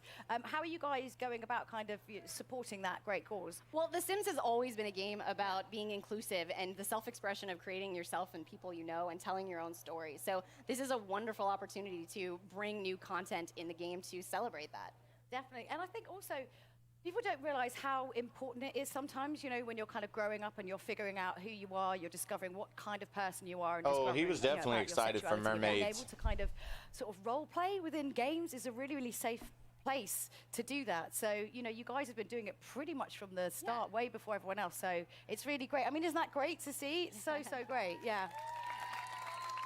Well, it's something we're very proud of, and having been with the game a long time, it's something that keeps making me excited about being able to do more. Yeah, I love when we get to do stuff like that. You know, it makes what we do feel so much more powerful and meaningful. And, you know, I always beam getting to tell people that I work on this game and that we do such amazing stuff. You know, and also when we get to hear from our community about the experiences they've had or how the game helped them get through a tough time in their life or realize something about themselves, it's just that stuff really keeps us going as developers. People forget how powerful gaming is and how much it can really kind of affect and change you as a person and show you stuff. It's amazing. So when can we get our hands on it? So Joey mentioned briefly, but starting June 18th, the Pride content will come to The Sims 4, and then it will start rolling out over The Sims Mobile and The Sims Free Play a little bit later. That's right. So keep an eye out for that. Absolutely.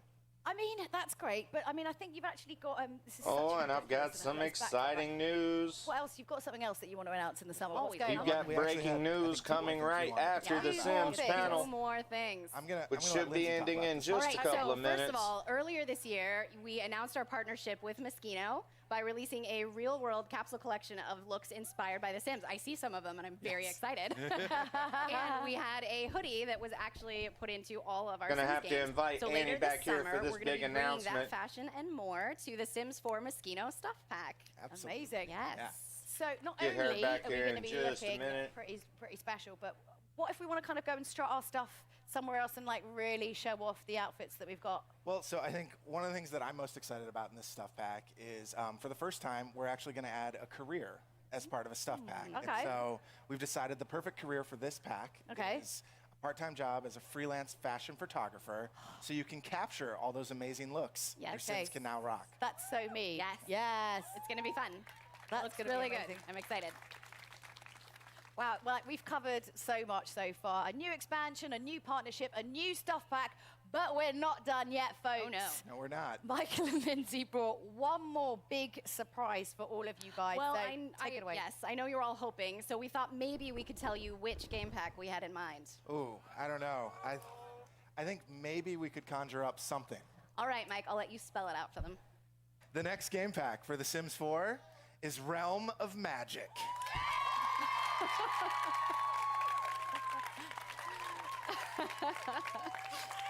That's amazing. I mean, when are we going to be getting more info on this? I mean, aside from the fact that you just told us just now, and like you only just told us, when are we getting more info on this? Yes, so we will tell you more about the game pack later this year, so you'll have to wait a little more. But it is coming this fall. It is coming this fall. Woo, this fall! Yes. Wow. I can't wait. These guys clearly can't wait. So, We've Lindsay had and a Mike. couple community members asking for Yeah. that. Yeah? It's, We're it's very a popular excited. Who request. doesn't love a little bit of magic? Yes, it's true. So big thank you to Lindsay and Michael, and thank you so much for showing us what's next in The Sims 4.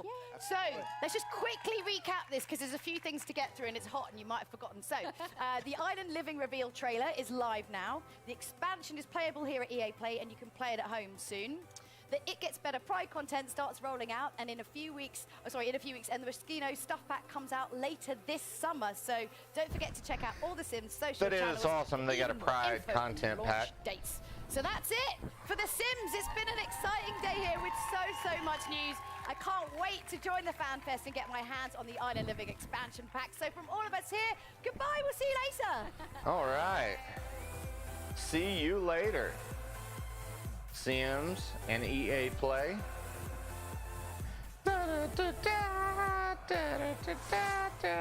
Thank you all for watching EA Play 2019. We hope you enjoyed all these exciting reveals. Skate 4, I'm sorry, we just ran out of time. I'm Greg Miller, and I'd say I had a lot of fun hosting this show, but that, of course, would have been a lie. This has been the worst. I've been yards from all these great games, haven't been able to go play any of them. Now's my time. If you're in Los Angeles, come out and see everything we've got for you in person. If you're not in Los Angeles, Almost or time you're for a just big lazy announcement, like guys. me, don't worry, because these games Big will be in your hand announcement before you know incoming. it. Breaking This has been EA Play news. 2019. I'm done? I can go play now? All right, great. Let's get going. Where's my Sherpa? Where's Snowbike Mike? Snowbike Mike!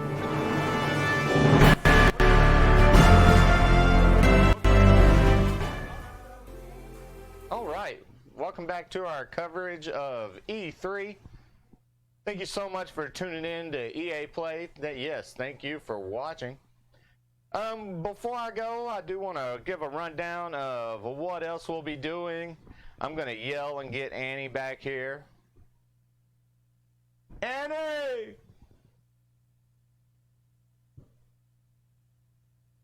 But for right now, just to give you a heads up, tomorrow we got the Xbox briefing coming in at 1 p.m. Pacific. What up? Did you call for me? Yes, I did. I have a special announcement you need to be here for. What's your special announcement?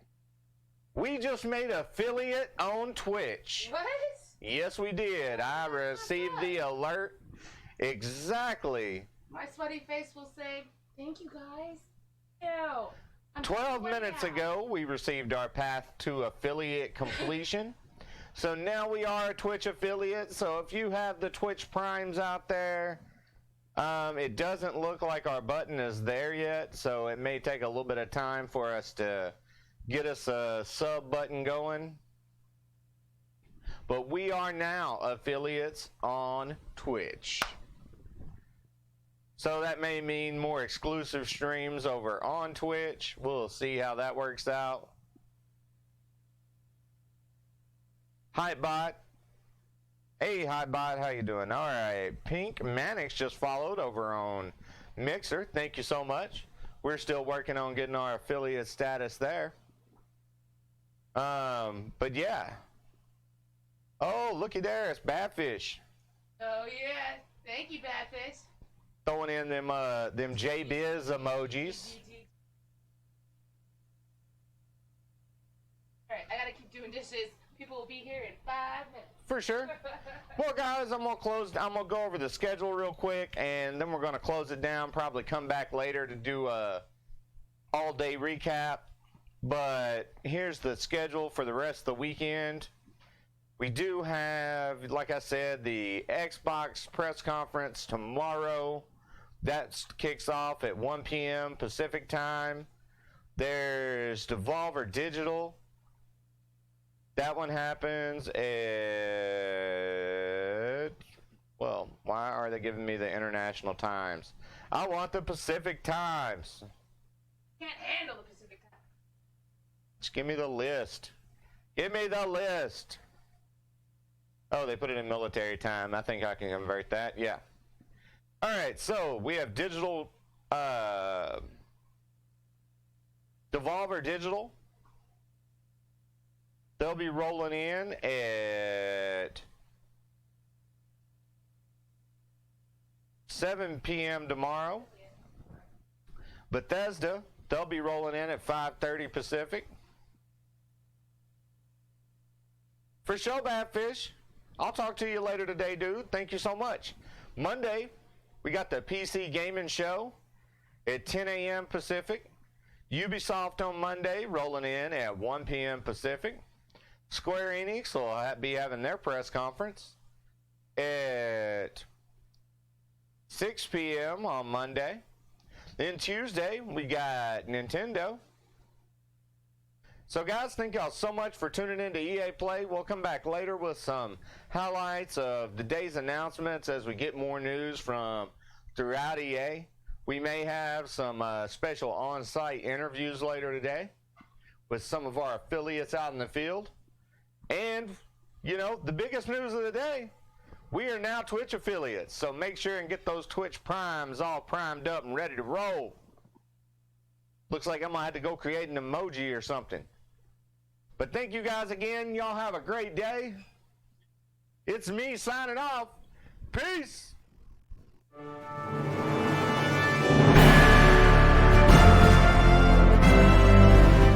Live Monday through Saturday at 5 p.m. Pacific, 8 p.m. Eastern for gaming, nerd news, and comics. Follow us on Twitter at AnnieandJDie for all the latest updates on the channel. Hope you have the awesomest day. Bye.